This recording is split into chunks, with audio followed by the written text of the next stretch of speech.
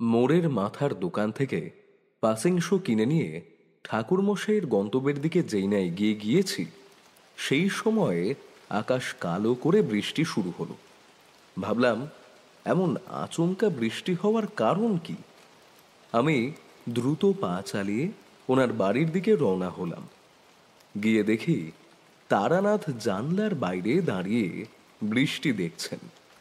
দরজা খোলাই ছিল। আমাকে দেখে উনি যেন বেশ খুশি হলেন, কিন্তু ওনার চোখ আমার পেছনের পথের উপর গিয়ে পড়ল।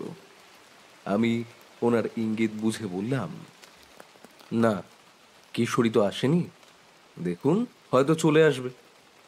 কথাটা বলতে না বলতেই বাইরে জলের উপর জুতোর ছপ ছপ শব্দ হলো। ওই শব্দ শুনেই তারানাথ বললেন, ওই দেখো, নাম করতে না করতে কিশোরী এসে হাজির। যাক, আজকে আমার প্রাপ্তিযোগ আছে বলতে হবে। দেখলাম কিশোরী একগাল হাসি নিয়ে বৈঠকখানায় প্রবেশ করল। তার পরনের পোশাক অর্ধেক ভিজে গিয়েছিল, কিন্তু সে সেই দিকে ভ্রুক্ষেপ না করেই তারানাথের দিকে বাড়িয়ে দিল কথকের দক্ষিণা স্বরূপ পাসিং শো সিগারেট। আমিও তার দেখা দেখি বাড়িয়ে দিলাম সদ্য কেনা সিগারেটের প্যাকেটটা। উনি বেশ খুশি হলেন এবং একটা সিগারেট ধরিয়ে বেশ মৌজ করে টান দিতে লাগলেন। আমরা বসে পড়লাম ওনার সম্মুখে। উনি চারিকে ডেকে বললেন, চারে, এইদিকে একটু চা দিয়ে যা তো মা, তোর কাকাবাবুরা এসেছেন। আমরা অধীর আগ্রহে অপেক্ষা করছিলাম তার গল্প শোনার জন্য। বললাম, এবার দয়া করে গল্পটা শুরু করুন। তারানাথ বলতে শুরু করলেন, সেবার চলে গিয়েছিলাম বামুনপুকুর নামের এক অজপাড়া গায়ে। ওইখানে যাওয়ার একটা আসল কারণ ছিল অবশ্য, এমনি এমনি আর যায়নি। বেশ কিছুদিন ধরেই পৈতৃক ভিটেতে মন বসছিল না। ভাবছিলাম আবার সব ভুলে বেরিয়ে পড়ি। সেই রাতেই একটা স্বপ্ন দেখলাম। স্বপ্নে দেখি আমার এক গুরু ভাই শম্ভুচরণ আমার সামনে বসে মণ্ডল রচনা করে কিসব তন্ত্রের গূঢ় ক্রিয়া করছে। ধেকে ধেকে করে আগুন জ্বলছে, আর চারপাশের নিস্তব্ধতা আর অন্ধকার দূর করার আপ্রাণ চেষ্টা করছে সে আগুনের শিখা। সে আমার দিকে তাকিয়ে বলে উঠল, আয় আয়, আমার এখানে আয় তারানাথ, আমার তোর সাথে দরকার আছে, তুই চলে আয়।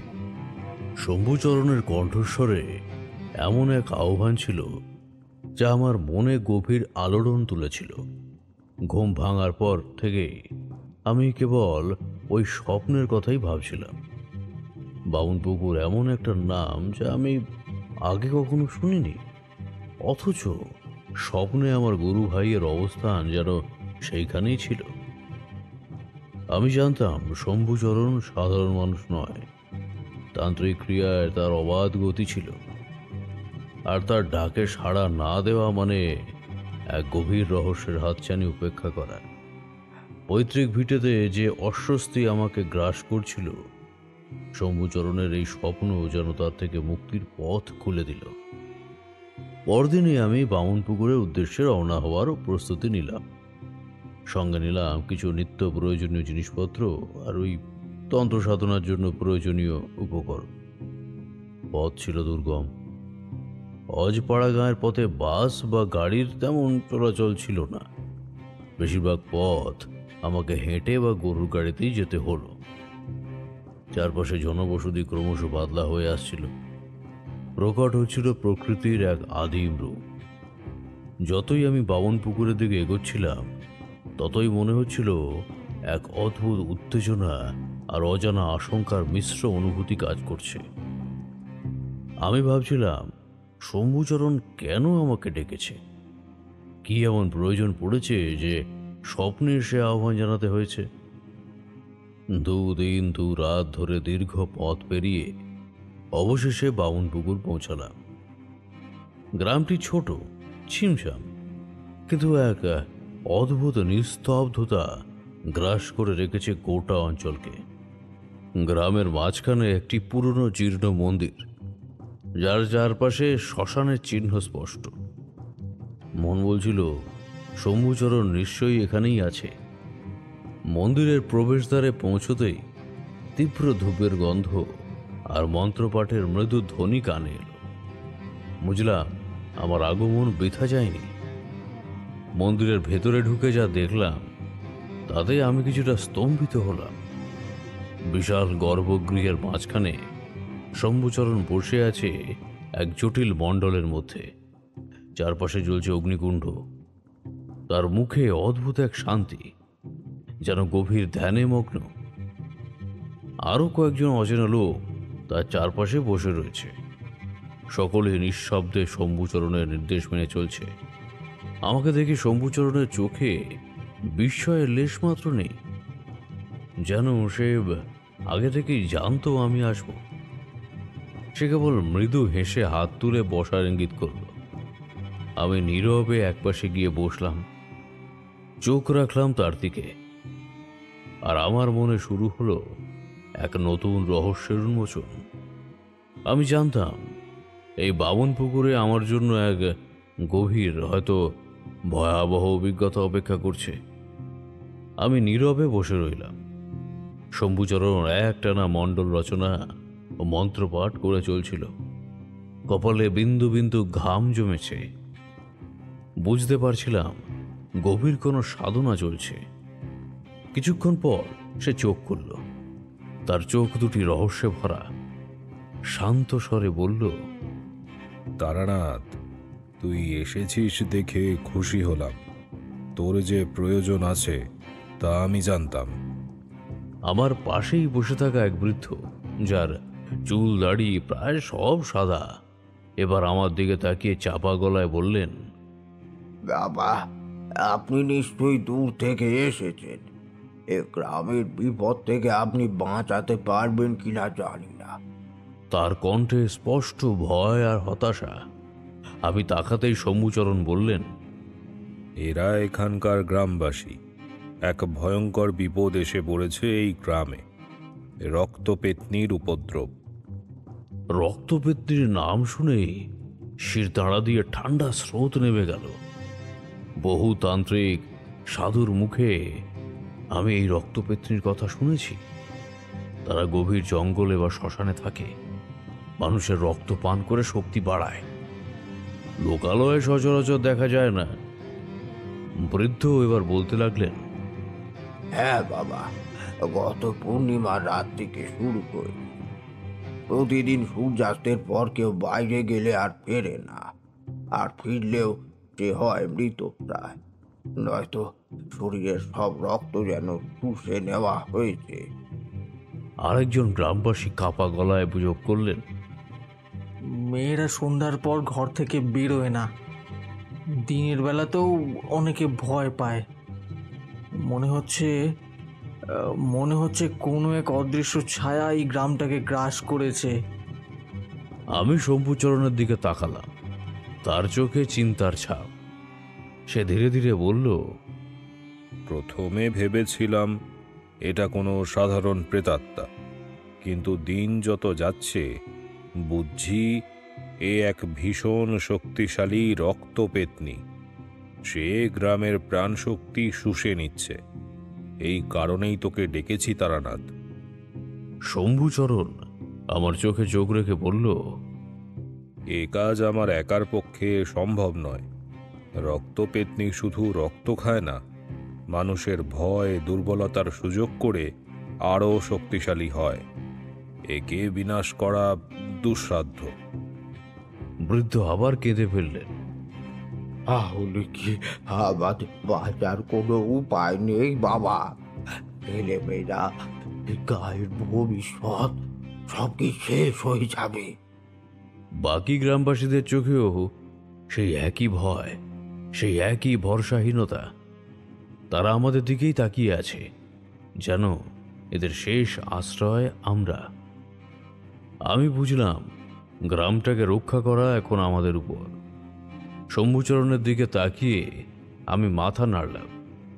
আমার মনে তখনই শুরু হলো এক তীব্র কৌতূহল আর অজানা আশঙ্কার মিলিত অভিঘাত। সৌম্যচরণ আমার দিকে তাকিয়ে সম্মতিসূচক মাথা নাড়লে। আমি বুঝলাম এই বিপদ থেকে পিছিয়ে আসার কোনো উপায় নেই। গ্রামের মানুষের চোখে যে ভয় আর অসহায়ত্ব, তা আমাকে আরো দৃঢ় করে তুলল। আমি স্থির করলাম এই রক্তবেদনীর উপদ্রব থেকে এই গ্রামকে মুক্ত করতেই হবে। সৌম্যচরণ গ্রামবাসীদের শান্ত হতে ইশারা করে বলল, আপনারা চিন্তা করবেন না, তারানাথ এসেছে আর আমরা দুজনে মিলেই এই বিপদ থেকে আপনাদের রক্ষা করার চেষ্টা করব, কিন্তু এর জন্য আপনাদের আমাদের সাহায্য করতে হবে। বৃদ্ধ গ্রামবাসী সকাতরে বললেন, আমরা সব রকম সাহায্য করতে রাজি বাবা, শুধু বলুন কি করতে হবে। শম্ভুচরণ আমার দিকে তাকিয়ে বলল, তারানাথ, রক্তপেতনির হাত থেকে বাঁচার জন্য সবার আগে আমাদের ও রাস্তানা খুঁজে বের করতে হবে। আর এই শক্তি শুধু রক্তে বাঁচে না, বাঁচে মানুষের ভয় আর অবিশ্বাস থেকে। এই গ্রামে যত বেশি ভয় থাকবে ও তত বেশি শক্তিশালী হবে। আমি বললাম, ঠিক, প্রথমে আমাদের জানতে হবে পেতনিটা কোথা থেকে আসছে, রাতের বেলা কোন দিকে উপদ্রব বেশি হচ্ছে বা কোন পথে মানুষ নিখোঁজ হচ্ছে, সেই দিকগুলো চিহ্নিত করা দরকার। গ্রামবাসীরা তখন বিভিন্ন ঘটনা বলতে শুরু করল। একজন বলল, গ্রামের পূর্ব দিকের শ্মশান লাগোয়া বটগাছটার পাশ দিয়ে যারা গেছে তারাই নাকি বেশি আক্রান্ত হয়েছে। আরেকজন বলল, পশ্চিমের বাঁশঝাড়ের দিক থেকেও নাকি মাঝে মাঝে অদ্ভুত শব্দ শোনা যায়। সকলের কথা শুনে শম্ভুচরণ একটা নিজের মতো করে গ্রামের একটা চিত্র আঁকল, আর আমি সেগুলোর উপর বিশেষ চিহ্ন দিতে লাগলাম। শম্ভুচরণ এরপর বলল, রক্তপেতনিকে সম্পূর্ণরূপে ধ্বংস করার একমাত্র উপায় তার প্রাণ পাখি খুঁজে বের করা, কিন্তু তার আগে আমাদের গ্রামকে রক্ষা করতে হবে। আজ রাতে আমরা একটা রক্ষা কবচ তৈরি করব। এর জন্য কিছু বিশেষ জিনিসপত্র লাগবে, যা এই গ্রামে পাওয়া কঠিন। আমি বললাম, কি কি লাগবে বলো শম্ভুচরণ, আমি যদি আশেপাশে কোথাও পাই তাহলে নিয়ে আসার চেষ্টা করব। কিন্তু সে আমাকে তার সাথেই থাকতে বলল। শম্ভুচরণ একটা লম্বা তালিকা দিল কিছু বিরল জিনিসপত্র, বিশেষ গাছের ছাল, শ্মশান থেকে আনা ছাই আর কিছু পূজার উপকরণ। এর মধ্যে কয়েকটি জিনিস গ্রামের বাইরে অনেক দূরে পাহাড়ের ঢালে এক নির্দিষ্ট জঙ্গলে পাওয়া যায়। বৃদ্ধ গ্রামবাসী বললেন, বাবা, আমি আমার ছেলেকে পাঠাচ্ছি, ওই অঞ্চলের সব পথ চিনি। সেই মুহূর্তেই দলের মধ্যে একজন অল্প বয়সী ছেলে বলল, আমিও যাব ঠাকুর মশাই, খুড়োর ছেলে একা গেলে যদি কোনো বিপদ হয় আমিও তাই তার সঙ্গ নেব, তাড়াতাড়ি ফিরে আসতে পারবো। আমি একবার শম্ভুচরণের দিকে তাকালাম, আর সে মৃদু হেসে সম্মতি দিল। সন্ধ্যা নামার আগেই অল্প বয়সী ছেলে, যার নাম হারু, আর বৃদ্ধের ছেলে নিতাই দ্রুত বেরিয়ে পড়ল সেই সব উপকরণ সংগ্রহের জন্য। আমরা এদিকে গ্রামবাসীদের নিয়ে কিছু প্রাথমিক প্রস্তুতি শুরু করলাম। শম্ভুচরণ গ্রামের সকল পুরুষদের নিয়ে মন্দিরের চারপাশে এবং গ্রামের মোড়ল প্রবেশ পথগুলোতে মন্ত্রপুত জল ছিটিয়ে দিল। আমি গ্রামবাসীদের একত্রিত করে বললাম, ভয় পাবেন না, আমরা আপনাদের সঙ্গে আছি, কিন্তু আপনাদের মনে রাখতে হবে কেবল এই রক্ষা কবচই যথেষ্ট নয়, আপনাদের মানসিক শক্তি আসল রক্ষা কবচ। নিজেরা সাহস রাখুন আর ভগবানের উপর ভরসা রাখুন। রাত গভীর হল। হারু এবং নিতাই তখনও ফেরেনি। বাইরে কনকনে ঠান্ডা আর এক অদ্ভুত নিস্তব্ধতা। আমি আর শম্ভুচরণ মন্দিরের ভেতরে বসে সেই উপকরণগুলোর জন্য অপেক্ষা করছিলাম। আমাদের মনে একটাই চিন্তা, আজকের রাতটা কি শান্তিতে কাটবে নাকি রক্তবেতনী আবার তার ভয়ঙ্কর রূপ দেখাবে, আর হারু ও নিতাই কি নিরাপদে ফিরে আসতে পারবে? আমার বুকে একটা চাপা উদ্বেগ কাজ করছিল। আমাদের অপেক্ষার পালা যেন আর শেষই হচ্ছিল না, আর প্রতিটা মুহূর্ত আমার বুকে যেন এক অস্থিরতা বাড়িয়ে তুলছে। শম্ভুচরণ শান্ত থাকলেও তার চোখেও চিন্তার ছাপ স্পষ্ট। সে বারবার বাইরে তাকিয়ে দেখছে, হয়তো কোনো শব্দের জন্য কান পেতে আছে। হঠাৎ করে বাইরে একটা আর্ত চিৎকার শোনা গেল। বুকটা ধড়ফড় করে উঠল আমার। এ তো মানুষের গলা। শম্ভুচরণ দ্রুত উঠে দাঁড়ালো। আমিও তার পিছু পিছু মন্দিরের দরজার দিকে ছুটে গেলাম। দরজা খুলেই যা দেখলাম তাতে আমার রক্ত হিম হয়ে গেল। আমাদের দিকে ছুটে আসছে শুধুমাত্র একজন হারু। তার পরনে পোশাকে এলোমেলো, সারা শরীর কাদামাটিতে মাখা, আর মুখটা ভয় ফ্যাকাশে। সে হাঁপাচ্ছে, তার চোখগুলো বিস্ফারিত, যেন এক বিভীষিকাময় দৃশ্য দেখে এসেছে। হারু, কি হয়েছে? নিতাই কোথায়?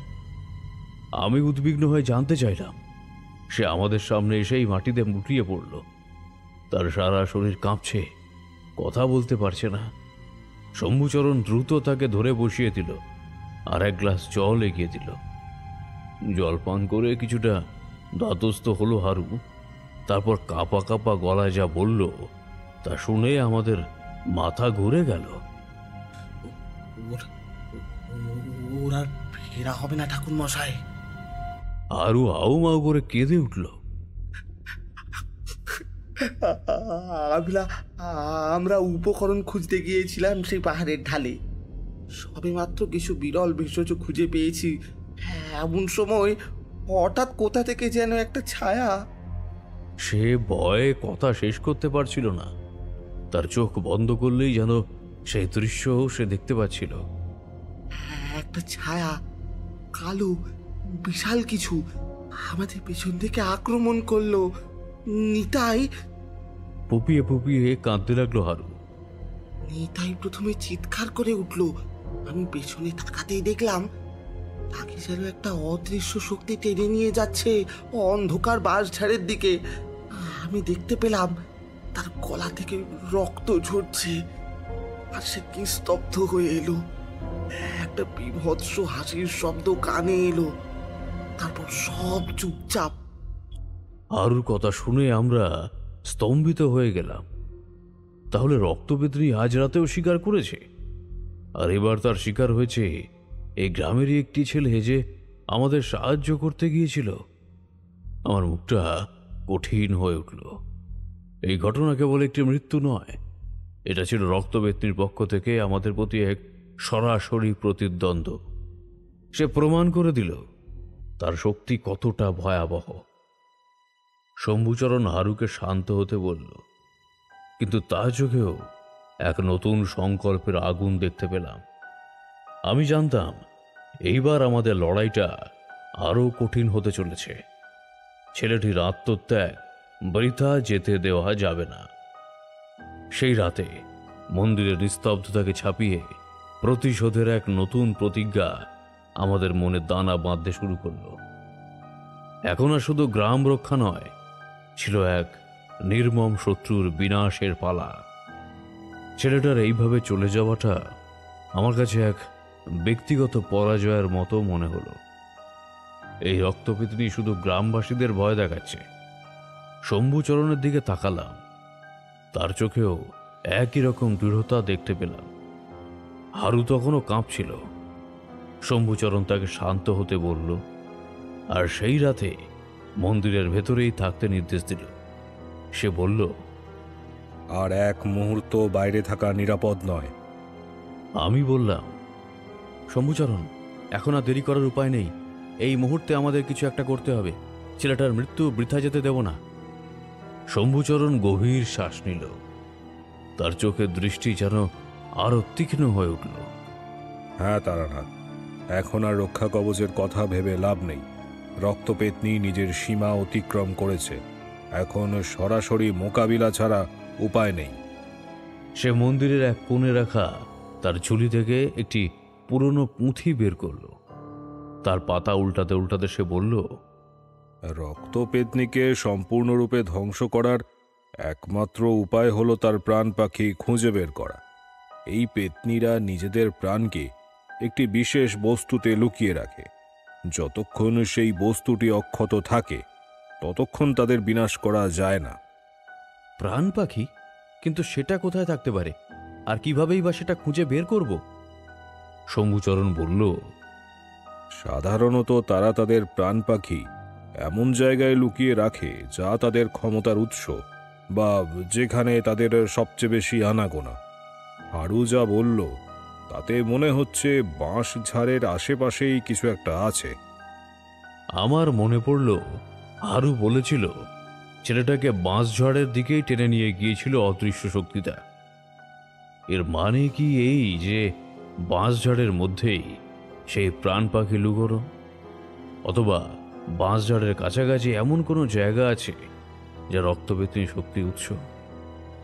শম্ভুচরণ উঠে দাঁড়াল। তার মুখমণ্ডল এক নতুন প্রতিজ্ঞা দীপ্ত। সকাল হওয়ার আগেই আমাদের সেই প্রাণ পাখি খুঁজে বের করতে হবে। রাত যত বাড়বে ওর শক্তি তত বাড়বে, আর এই গ্রামকে রক্ষা করতে হলে আমাদের এই ঝুঁকি নিতেই হবে। আমিও প্রস্তুত হলাম। আমার অস্ত্রশস্ত্র বলতে ছিল আমার তন্ত্রের জ্ঞান আর শম্ভুচরণের দীর্ঘদিনের অভিজ্ঞতা। গ্রামবাসীরা ভয় কুঁকড়ে মাঠের এক পাশে বসে আছে, তাদের চোখে মুখে শুধু বাঁচার আকুতি। আমি তাদের দিকে তাকিয়ে বললাম, আপনারা কেউ বাইরে যাবেন না, যা করার আমরাই করব। এই গ্রামের উপর থেকে এই অভিশাপ আমরা দূর করবই। আমরা মন্দির থেকে বের হওয়ার আগে একবার চারপাশের নিস্তব্ধতা অনুভব করলাম। আকাশে তখনও চাঁদ ছিল, কিন্তু তার আলো যেন গ্রামের অন্ধকারকে আরো গভীর করে তুলেছিল। আমরা দুজনে নীরবে পা বাড়ালাম সেই বাঁশঝাড়ের দিকে যেখানে ঘটেছিল সেই মর্মান্তিক ঘটনা। আমার মনে কোনো ভয় ছিল না, ছিল শুধু প্রতিশোধের আগুন আর গ্রামকে রক্ষা করার অদম্য জেদ। আমরা দুজনে নীরবে পা বাড়ালাম সেই বাঁশঝাড়ের দিকে। রাত যত বাড়ছিল ঠান্ডা তত তীব্র হচ্ছিল, আর চারপাশের নিস্তব্ধতা যেন গ্রাস করছিল আমাদের। জোনাকিরা টিম টিম করে জ্বলছিল, আর তাদের আলোয় বাঁশঝাড়ের ছায়াগুলো যেন আরো ভুতুড়ে দেখাচ্ছিল। আমার মনে এক অজানা উত্তেজনা আর সংকল্পের মিশ্র অনুভূতি কাজ করছিল। বাঁশঝাড়ের কাছাকাছি আসতেই বাতাস ভারী হয়ে উঠল। একটা অদ্ভুত বিশ্রী গন্ধ ভেসে আসছিল, যা বমন উদ্রেককারী। এ গন্ধ আমি চিনি, রক্তবেদনীর উপদ্রবের পূর্বাভাস। মাটি নরম ছিল, আর পায়ের কাদার চাপ লেগে শব্দ হচ্ছিল। গাছের ঘন ডালপালা এমনভাবে ঘিরে রেখেছে যে চাঁদের আলো প্রায় পৌঁছচ্ছিল না। ভেতরের দিকটা যেন ঘোর অন্ধকারে ঢাকা। শম্ভুচরণ চাপা স্বরে বলল, সাবধানে তারানাথ, এই জায়গাটায় ওর শক্তি বেশি। আমরা মন্ত্র জপতে জপতে এগোতে লাগলাম, প্রতিটি পদক্ষেপ যেন এক অনিশ্চিত ভবিষ্যতের দিকে। বাঁশঝাড়ের গভীরে প্রবেশ করবার পর এক জায়গায় এসে শম্ভুচরণ থমকে দাঁড়ালো। সে তার হাত তুলে আমাকে থামতে ইশারা করল। এখানেই। শম্ভুচরণের কণ্ঠস্বর প্রায় ফিসফিসানির মতোই শোনালো। এইখান থেকেই ও ছেলেটাকে টেনে নিয়েছিল। আমি তাকিয়ে দেখলাম মাটিতে রক্তের ছোপ ছোপ দাগ, তার পাশেই ভাঙা বাঁশের টুকরো আর পায়ের ছাপ, যা দেখে বোঝাই যাচ্ছিল এখানে এক ধস্তাধস্তি হয়েছিল। রক্তের গন্ধ এখানে আরো তীব্র, কিন্তু আশেপাশে রক্তবেদনীর কোনো চিহ্ন ছিল না। সে কি চলে গেছে, নাকি ওত মেতে আছে? হঠাৎ বাতাসের একটা তীব্র ঢেউ আমাদের গা ছুঁয়ে গেল। আমি পরিষ্কার অনুভব করলাম কেউ যেন আমাদের চারপাশে ঘুরছে। একটা ঠান্ডা হেম শীতল অনুভূতি আমাকে গ্রাস করল। শম্ভুচরণ দ্রুত একটা জটিল মন্ত্র উচ্চারণ করতে শুরু করল। মন্ত্রের শব্দগুলো অন্ধকারে যেন এক অন্য রকমের কম্পন সৃষ্টি করছিল। চারপাশ থেকে হঠাৎ করে অদ্ভুত সব শব্দ ভেসে আসতে লাগলো। বাঁশঝাড়ের ডালপালার ঘষা লাগার মতো আওয়াজ, পাতার মর্মর ধ্বনি, আর তারই মাঝে মাঝে একটা চাপা হাসির শব্দ যা বুকের ভেতরটা কাঁপিয়ে তুলছিল। এ হাসির শব্দ কোনো মানুষের নয়, এ এক অশরীরী বিভীষিকাময় হাসি। ও আসছে। শম্ভুচরণ সতর্ক করে উঠল। নিজের চোখ খোলা রাখিস তারানাথ, ওকে ধরার এটাই সুযোগ। আমি আমার হাতের ত্রিশূলটা শক্ত করে ধরলাম। চারিদিকে ঘন অন্ধকার, তার মাঝে সেই চাপা হাসির শব্দ ক্রমশ স্পষ্ট হচ্ছে। আমি অনুভব করলাম একটা তীব্র ঘৃণা আর বিদ্বেষ যেন এই বাতাসের সাথে মিশে আছে। রক্তবেদনী আমাদের উপস্থিতি টের পেয়েছে, সে আমাদের ভয় দেখাতে চাইছে। কিন্তু আমি জানতাম এখন ভয় পেলে চলবে না। হঠাৎ করে এক পলকের জন্য বিদ্যুতের ঝলকের মতো আমার সামনে একটা আবছা মূর্তি ভেসে উঠল। এক নারী অবয়ব, তার চোখ দুটি যেন জ্বলন্ত অঙ্গারের মতো, আর মুখটা বীভৎসভাবে হাসছে। তার লম্বা এলোমেলো চুল বাতাসে উঠছে। পরক্ষণেই সে আবার অন্ধকারে মিলিয়ে গেল। শম্ভুচরণ চিৎকার করে বলল, ও তোর মনে ভয় ঢোকাতে চাইছে। ভয় পাস না, মন্ত্র জপ করে যা। আমি চোখ বন্ধ করে শম্ভুচরণের সাথে একই উগ্রতারা মন্ত্র জপতে লাগলাম। আমাদের সমস্ত শক্তি যেন কেন্দ্রীভূত হচ্ছিল সেই মন্ত্রের উপর। যখন চোখ খুললাম তখন আমার মনে আর কোনো ভয় ছিল না, শুধু ছিল সেই অশুভ শক্তিকে বিনাশ করার অদম্য ইচ্ছা। চারপাশে সেই অশুভ শক্তির হাসি ক্রমশ তীব্র হচ্ছিল, কিন্তু আমি এখন আর তাতে বিচলিত হচ্ছিলাম না। আমি আমার সমস্ত মনোযোগ দিয়ে শম্ভুচরণের সাথে মন্ত্রগুলো জপ করছিলাম। আমার হাতের ত্রিশূলটা শক্ত করে ধরলাম। শম্ভুচরণ তখন একটা ছোট মাটির পাত্র বের করল। তাতে কিছু বিশেষ গাছের শিকড় আর একটি জ্বলন্ত অঙ্গার ছিল। সে সেই অঙ্গার থেকে ধোঁয়া তৈরি করে চারপাশে ছড়িয়ে দিতে লাগলো। ধোঁয়াটা বাতাসের সেই বমন উদ্রেককারী গন্ধকে কিছুটা হলেও প্রশমিত করল। তারানাথ, ও আসছে, ওর মনোযোগ অন্যদিকে ঘুরিয়ে রাখ। শম্ভুচরণ নির্দেশ দিল। আমি মন্ত্র জপতে জপতে বাঁশঝাড়ের দিকে তাকিয়ে রইলাম। হঠাৎ করে আমার সামনে সেই আবছা নারী মূর্তিটা আবার ভেসে উঠল, এবার আরো স্পষ্ট। সে যেন বাতাসে ভেসে আসছে। তার শরীরটা স্বচ্ছ, কিন্তু তার চোখ দুটো জ্বলন্ত কয়লার মতো। তার লম্বা নখগুলো যেন শিকারের জন্য প্রস্তুত। তুই আমাদের পথ আটকাবে। তার কণ্ঠে একটা হিসহিসে আওয়াজ, যেন বাতাস ফুঁড়ে আসছে। তোর শক্তি দিয়ে তুই আমায় আটকাতে পারবি না। এই গ্রাম আমার। আমি এক মুহূর্তের জন্য চোখ ফেরালাম না।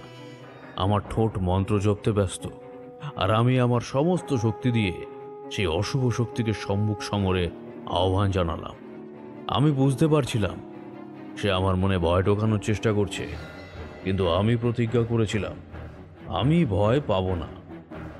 ঠিক সেই মুহূর্তে শম্ভুচরণ তার পুঁথি থেকে একটা পাতা ছিঁড়ে নিল। সে পাতার উপর কিছু অদ্ভুত চিহ্ন আঁকা ছিল। সে দ্রুত সেই পাতাটা আগুনে ফেলে দিল। সঙ্গে সঙ্গে একটা বিকট চিৎকারের শব্দ হলো। রক্তপেতিনীর মূর্তিটা যেন এক মুহূর্তের জন্য থমকে গেল। তার চোখে এক অসহ্য যন্ত্রণা ফুটে উঠল। আমার আমার কষ্ট হচ্ছে। আমি আমি আর থাকতে পারছি না। আমার আমার আমার কষ্ট হচ্ছে। তার হিসহিসে কণ্ঠস্বর এবার আতঙ্কে পরিণত হলো। আমি শম্ভুচরণের দিকে তাকালাম। সে হাসল। আমরা শুভ শক্তির উপাসক। তোর মতো তুচ্ছ পেতনি আমাদের পথে বাধা হতে পারবি না। তুই এইবার শেষ হয়ে যাবি, তোর দিন ঘনিয়ে এসেছে। সে আমার দিকে তাকালো। আমি নিজেও ওই জায়গায় একটা অশুভ শক্তির ছায়া অনুভব করছিলাম। আগে থেকেই গাত্রবন্ধন করে রেখেছিলাম তাই রক্ষে। আমি এক মুহূর্তেও দেরি না করে আমার হাতের ত্রিশূলটা ছুঁড়ে মারলাম সেই আবছা মূর্তির দিকে। আমার ত্রিশূলটা যেন এক আলোর রেখার মতো অন্ধকারের বুক চিরে গেল, আর সরাসরি রক্তপেতনির মূর্তির উপরে গিয়ে আঘাত করল। একটা বিকট আর্তনাদ করে উঠল রক্তপেতনি। সেই আর্তনাদে যেন গোটা বাঁশ ঝাড় কেঁপে উঠল। তার মূর্তিটা নিমিষে ধোঁয়ার মতো মিলিয়ে গেল। চারিদিকের বাতাস হালকা হয়ে গেল, সেই কদর্য গন্ধটা মিলিয়ে গেল, আর বাঁশঝাড়ের ভেতরের তাপমাত্রা যেন স্বাভাবিক হয়ে এলো। এক চরম নীরবতা নেমে এলো চারিদিকে। আমি হাঁপাতে হাঁপাতে শম্ভুচরণের দিকে তাকালাম। ও কি চলে গেল? শম্ভুচরণ গভীর শ্বাস নিয়ে বলল, চলে গেছে, তবে পুরোপুরি বিনাশ হয়নি। আমরা ওকে শুধুমাত্র যুদ্ধে পরাস্ত করতে পেরেছি। ওর প্রাণ পাখি কোথায় লুকিয়ে আছে তা এখনো আমরা জানতে পারিনি। তবে এই আঘাত ওকে সাময়িকভাবে দুর্বল করে দিয়েছে। ঠিক তখনই একটা হিসহিসে ফিসফিসানি কানে এলো, যেন বাতাসেই মিশে আছে সেই স্বর। আজ না, কাল আমি ফিরবো, এই গ্রাম আমার। আমি দ্রুত চারপাশে তাকালাম, কিন্তু কাউকে দেখতে পেলাম না। কেবল সেই অশুভ ধ্বনিটা যেন বাঁশঝাড়ের গভীরে মিলিয়ে গেল। শম্ভুচরণের মুখটা চিন্তিত দেখালো। শম্ভুচরণ, ও তো পালিয়ে গেল, এর মানে তো ও আবার ফিরে আসবে।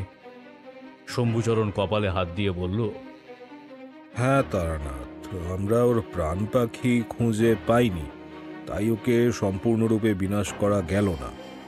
এই বাঁশঝাড়ের গভীরে ওর প্রাণ পাখি কোথাও লুকানো আছে, যা ওকে আবার শক্তি যোগাবে। আমরা মন্দিরে ফিরে আসার পর গ্রামের সবাইকে সব কথা খুলে বললাম। ছেলেটির মৃত্যুর খবর শুনে গ্রাম জুড়ে শোকের ছায়া নেমে এল। আর রক্তপেতনি যে আবার ফিরে আসার হুমকি দিয়েছে তা শুনে সকলের মনে নতুন করে আতঙ্ক দানা বাঁধল। পরের দিন থেকেই যেন গ্রামে এক অদ্ভুত মোড়ক লাগল। সকাল হতেই দেখা গেল গ্রামের প্রধান মন্দিরের সামনে একটি কালো পুতুল পড়ে আছে, যার চোখ থেকে রক্ত ঝরছে। তারপর থেকে দিনের বেলাতেও গ্রামের মানুষজন ঘর থেকে বেরোতে ভয় পেতে শুরু করলো।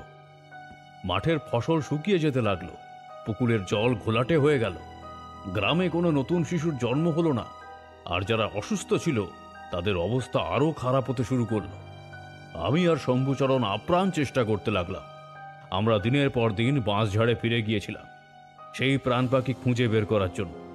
মন্ত্রপাঠ, পূজা, নানা তান্ত্রিক ক্রিয়া কিছুই বাদ দিই, কিন্তু প্রতিবারই ব্যর্থ হয়েছি। যেন কোনো অদৃশ্য শক্তি আমাদের সেই প্রাণ পাখির কাছে পৌঁছতে দিচ্ছিল না। রক্তপেত্রীর হুমকি যেন বাস্তব হয়ে উঠছিল। গ্রামটা ধীরে ধীরে মৃত্যুর দিকে এগোতে লাগলো, আর আমরা অসহায়ভাবে সেই সর্বনাশ দেখতে লাগলাম। আমাদের মনে একটাই প্রশ্ন ঘুরপাক খাচ্ছিল, এই অভিশাপ থেকে এই গ্রামকে কি আমরা কখনো মুক্ত করতে পারবো? গ্রামের মানুষজন আরো বেশি করে ভয় পেতে শুরু করল। তাদের চেহারায় ফুটে উঠছিল এক গভীর হতাশা আর বিশ্বাসহীনতা। আমাদের দিকে তাদের শেষ ভরসার দৃষ্টিগুলো এখন কেমন যেন শূন্য মনে হতো।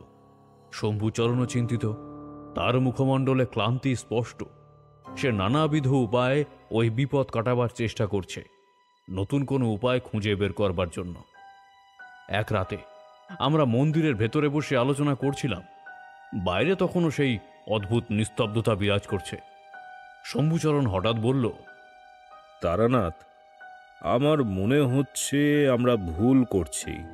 রক্তপেতনির প্রাণ পাখি সম্ভবত এই বাঁশঝাড়ের ভেতরে নেই। আমি অবাক হয়ে তাকালাম।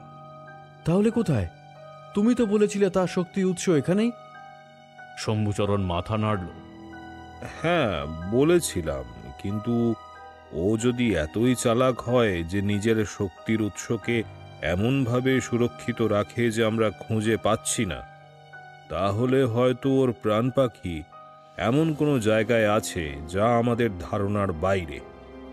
সে আরো বলল, আমার মনে হচ্ছে ওর প্রাণ পাখি সম্ভবত গ্রামের সবচেয়ে পুরনো, সবচেয়ে গভীর কোনো জায়গায় লুকিয়ে আছে।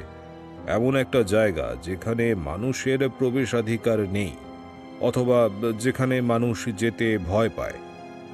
আমার মনে পড়ল গ্রামের এক প্রান্তে একটা প্রাচীন শ্মশানকালীর মন্দির ছিল, যা বহুদিন ধরে পরিত্যক্ত অবস্থায় পড়ে আছে। কিংবদন্তি আছে সেখানে নাকি অনেক অতৃপ্ত আত্মা ঘুরে বেড়ায়। আমি শম্ভুচরণকে বললাম, গ্রামের শেষ প্রান্তে একটা শ্মশানকালী মন্দির আছে, ওটা নাকি বহু প্রাচীন, আর গ্রামে মানুষেরা ওদিকে যায় না। শম্ভুচরণের চোখ চকচক করে উঠল।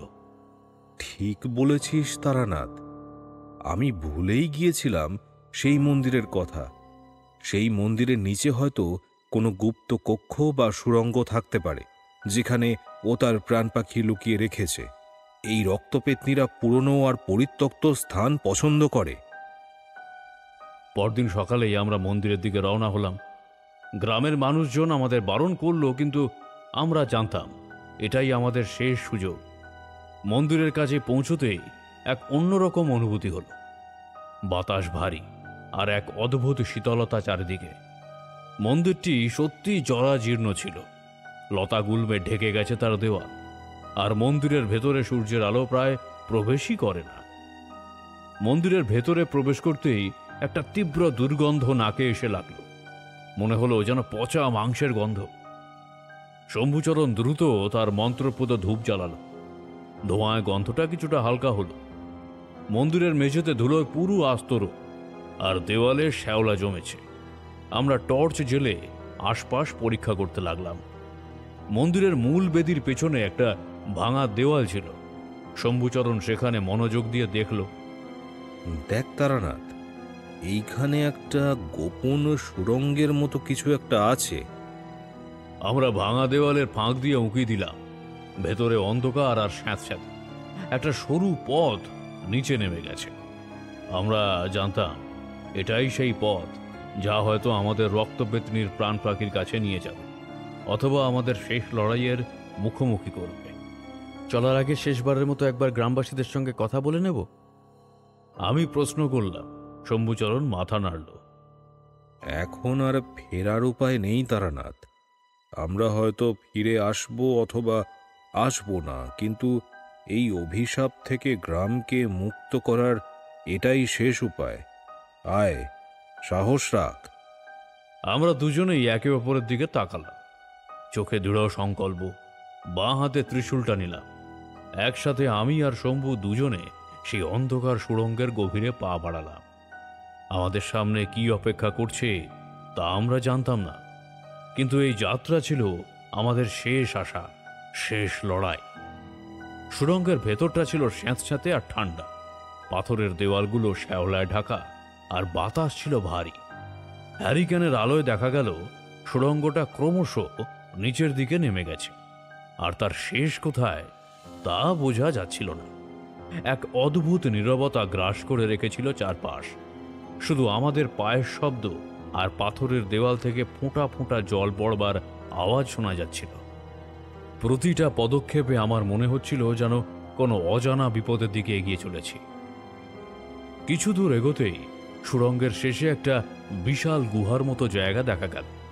গুহার ভেতরটা আরো অন্ধকার, আর একটা অদ্ভুত তীব্র গন্ধ নাকে এসে লাগলো। পচা রক্ত আর পচা ফুলের মিশ্র গন্ধ। হ্যারিকেনের আলো ফেলে যা দেখলাম তাতে আমার বুকটা কেঁপে উঠল। গুহার মাঝখানে একটা পাথরের বেদি, আর তার উপর ছড়িয়ে আছে শুকিয়ে যাওয়া রক্ত আর কিছু পশুর হাড়গোড়। চারপাশে ছড়ানো কিছু শুকনো ফুল, আর বাতাস যেন এক অশুভ শক্তিতে ভরপুর। শম্ভুচরণ চাপা স্বরে বলল, তারানাথ, এটাই ওর আস্তানা। ওর প্রাণ পাখি এখানেই কোথাও লুকিয়ে আছে। আমি দেখলাম গুহার দেওয়ালে কিছু অদ্ভুত চিহ্ন আঁকা, যা দেখে মনে হচ্ছিল কোনো প্রাচীন তন্ত্রক্রিয়ার প্রতীক।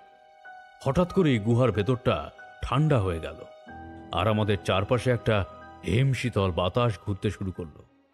সেই বাতাসের সাথে মিশে এলো সেই হিস হিসে হাসি যা আমরা বাঁশঝাড়ে শুনেছিলাম। তোরা আবার এসেছিস?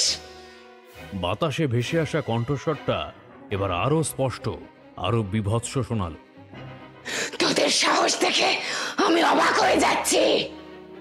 আমার সামনে গুহার এক কোণা থেকে সেই রক্তবেতনির আবছা মূর্তিটা ধীরে ধীরে স্পষ্ট হয়ে উঠল।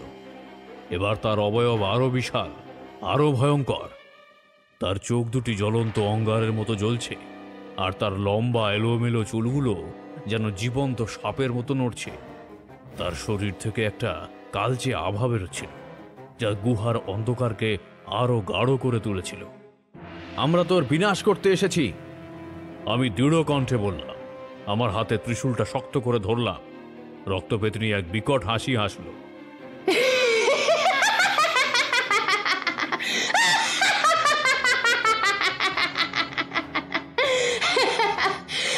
বিনাশ? তোদের মতো সামান্য মানুষ আমায় বিনাশ করবে? আমার প্রাণ পাখি এখানে নেই, তোরা আমাকে শেষ করতে পারবি না। সে আমাদের দিকে এগিয়ে আসতে শুরু করলো। তার প্রতিটি পদক্ষেপে গুহার মাটি কাঁপছিল। তার দীর্ঘ নখগুলো যেন শিকারের জন্য প্রস্তুত। আমি শম্ভুচরণের দিকে তাকালাম। সে দ্রুত তার পদ্মবীজের মালা বের করে মন্ত্র জপতে শুরু করলো। তার মন্ত্রের শব্দে গুহার ভেতর একটা অদ্ভুত অনুরণন সৃষ্টি হলো। রক্তপেতনি দ্রুত আমাদের দিকে ঝাঁপিয়ে পড়ল। তার গতি এতটাই দ্রুত ছিল যে চোখ পলক ফেলতেই সে আমাদের সামনে এসে পড়ল। শম্ভুচরণ দ্রুত তার হাত তুলে আমার ত্রিশূল এগিয়ে ধরল। ত্রিশূল মন্ত্রপুত ছিল। রক্তপেতনি ত্রিশূল থেকে বিচ্ছুরিত আলোর সামনে আসতেই একটা তীব্র চিৎকারের শব্দ হলো। তার হাতটা যেন ঝলসে গেল। সে চিৎকার করে বলল, মন্ত্রপুত ত্রিশূল, তুই তুই এসব কোথা থেকে পেলি? এই কথা বলে রক্তপেতনি যন্ত্রণায় কাতরে উঠল। সেই সুযোগে শম্ভুচরণ আমার হাতের ত্রিশূলটা তার দিকে মারল ছুঁড়ে। ত্রিশূলটা তার বাহু ভেদ করে গেল। একটা বিকট আর্তনাদ করে সে মাটিতে পড়ে গেল। তার শরীর থেকে এক কালো ধোঁয়া বের হতে লাগলো। ভেতরের বাতাস আরো তীব্র গন্ধে ভরে গেল। রক্তপেতনি ছটফট করতে লাগলো। তার শক্তি যেন ক্রমশ কমে আসছিল, কিন্তু তার চোখ তখনও জ্বলন্ত অঙ্গারের মতো। আর সেই চোখেই ছিল এক চরম ঘৃণা। তোরা ভাবছিস তো যে তোরা আমাকে শেষ করতে পারবি, কিন্তু আমার প্রাণ পাখি এখানে নেই। আমি আমি ফিরে আসব এই গ্রামকে। আমি আমি ছাড়ব না।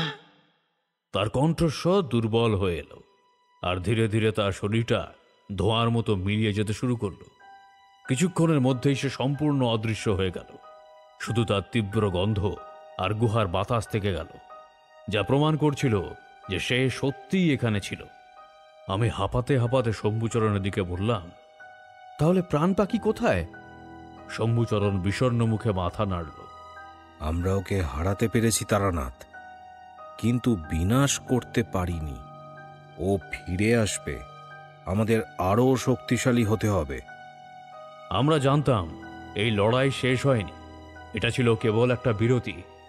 গ্রামের উপর থেকে মোড়ক হয়তো সাময়িকভাবে কাটবে, কিন্তু রক্তপেতনির ফিরে আসার হুমকি আমাদের তাড়া করে বেড়াবে। রক্তপেতনির অদৃশ্য হয়ে যাওয়ার পর গুহার ভেতরটা যেন এক নিদারুণ নীরবতায় ছেয়ে গেল। আমরা দুজনেই হাঁপাচ্ছিলাম। শম্ভুচরণের কপালে বিন্দু বিন্দু ঘাম, আর আমার হাতের ত্রিশূলটা তখনও কাঁপছিল। আমরা একে অপরের দিকে তাকালাম, চোখে একই প্রশ্ন, এই কি তাহলে শেষ? সেই গভীর রাতে আমরা সেই মন্দিরের অন্ধকার সুড়ঙ্গ থেকে বেরিয়ে এলাম। বাইরে তখনও গভীর রাত, কিন্তু আমাদের মনে হলো যেন এক বিশাল বোঝা নেমে গেছে। অন্তত আজকের মতো গ্রামটা রক্ষা পেয়েছে। মন্দিরে ফিরে এসে আমরা গ্রামবাসীদের খবর দিলাম যে রক্তপেতনিকে সাময়িকভাবে বিতাড়িত করা সম্ভব হয়েছে। ছেলেটির মৃত্যুতে শোকাহত হলেও আমাদের কথা শুনে তাদের চোখে এক ঝলক আশার আলো দেখতে পেলাম। হারু, যে তখনও ভয় জড়সড় হয়েছিল, আমাদের দেখে স্বস্তির নিঃশ্বাস ফেলল। পরের দিন সকাল থেকেই গ্রামের পরিবেশ কিছুটা হলেও স্বাভাবিক হতে শুরু করল। মাঠে শুকিয়ে যাওয়া ফসলগুলো যেন আবার সজীব হয়ে উঠল। পুকুরের ঘোলা জল আবার স্বচ্ছ হতে শুরু করল। সবচেয়ে আশ্চর্যের বিষয় ছিল গ্রামের অসুস্থ মানুষজন যেন দ্রুত সুস্থ হয়ে উঠছিল, আর শিশুদের মুখে আবার হাসি ফুটে উঠেছিল। কালো পুতুলটা মন্দিরের সামনে থেকে উধাও হয়ে গিয়েছিল। মনে হচ্ছিল রক্তপেতনির প্রভাব যেন গ্রাম থেকে আপাতত কেটে গেছে। কিন্তু আমার আর শম্ভুচরণের মনে কোনো শান্তি ছিল না। আমরা জানতাম রক্তপেতনি বেড়ে আসার হুমকি দিয়েছিল, আর তার প্রাণ পাখি আজও খুঁজে পাওয়া যায়নি। শম্ভুচরণ দিনরাত তার পুঁথি ঘাঁটতে লাগলো, নতুন কোনো সূত্র খুঁজে বের করবার জন্য। আমি গ্রামের চারপাশে ঘুরে বেড়াতাম, কোনো অস্বাভাবিক কিছু দেখতে পাই কিনা সেই আশায়। বেশ কিছুদিন পর গ্রাম যখন প্রায় স্বাভাবিক জীবনে ফিরছে, তখন এক রাতে শম্ভুচরণ আমাকে ডাকল। তার মুখটা ফ্যাকাশে, চোখে গভীর ক্লান্তি। তারানাথ, আজ রাতে আমি আবার স্বপ্ন দেখেছি। আমি তার কাছে বসলাম। কি স্বপ্ন? শম্ভুচরণ গভীর শ্বাস নিল। আমি দেখলাম সেই রক্তপেতনি, সে আরো শক্তিশালী হয়ে ফিরে এসেছে। কিন্তু এবার সে কেবল রক্তপিপাসু নয়, সে তার সাথে নিয়ে এসেছে এক অন্ধকার শক্তি, যা গ্রামের প্রতিটি মানুষের মনকে কলুষিত করবে। আর তার প্রাণ পাখি লুকিয়ে আছে এমন এক জায়গায় যেখানে মানুষ পৌঁছাতে পারে না। কোথায় আছে ওই প্রাণ পাখি? আর সেইটা দেখতেই বা কেমন? আমি অবাক হয়ে প্রশ্ন করলাম। শুনেছি ওইটা একটা শিলার মধ্যে সঞ্চিত হয়ে আছে। অর্থাৎ সে যখন মারা গিয়েছিল তখন তার আত্মা কেউ এমন জায়গায় রেখেছে যেটা লোকের চোখের আড়ালে থাকবে। ওটাই আমাদের খুঁজে বার করতে হবে। কিছুক্ষণ চুপ করে থেকে সে আবার বলল, এই স্বপ্নটা ইঙ্গিত দিচ্ছে যে ওকে বিনাশ করতে হলে আমাদের এমন কিছু করতে হবে যা সাধারণ মন্ত্রতন্ত্রের বাইরে।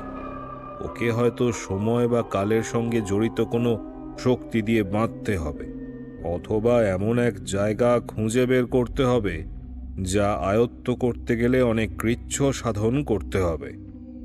আমি শম্ভুচরণের মুখের দিকে তাকিয়েছিলাম। তার কণ্ঠস্বরে এক নতুন আশঙ্কার সুর ছিল। আমি বুঝলাম আমাদের সামনে আরও এক কঠিন কোনো বাধা অপেক্ষা করছে। রক্তবেত্রী শুধু ফিরে আসবে না, সে আরও ভয়ঙ্কর রূপেই আবির্ভূতা হবে। এদিকে তার প্রাণ পাখি খুঁজে পাওয়ার রহস্য আরও জটিল হয়ে উঠেছে। এরপর আমরা মন্দিরের নির্জন কক্ষে রাত ভোর আলোচনা করলাম। শম্ভুচরণ তার পুঁথি ঘেঁটে এমন কিছু প্রাচীন মন্ত্র আর যোগক্রিয়ার কথা বলল যা আমি আগে কখনো শুনিনি। সে বলল, রক্তবেদনীর সম্পূর্ণ বিনাশ ডেকে আনতে গেলে আমাদের নিজেদেরও সেই শক্তি অর্জন করতে হবে। এটা এক ধরনের দিব্য দৃষ্টি, যা অতীত বা ভবিষ্যতের আবছা আভাস দেখতে সাহায্য করে। কিন্তু সেই শক্তির জন্য প্রয়োজন ছিল এক বিশেষ সাধনা, যা অত্যন্ত বিপজ্জনক। সেই সাধনার জন্য এক বিরল যন্ত্র তৈরি করতে হবে, যার উপকরণ পাওয়া প্রায় অসম্ভব। এই যন্ত্রের মূল উপাদান হল একটি জীবন্ত পাখির আত্মা, যা মন্ত্রের মাধ্যমে ধারণ করতে হবে।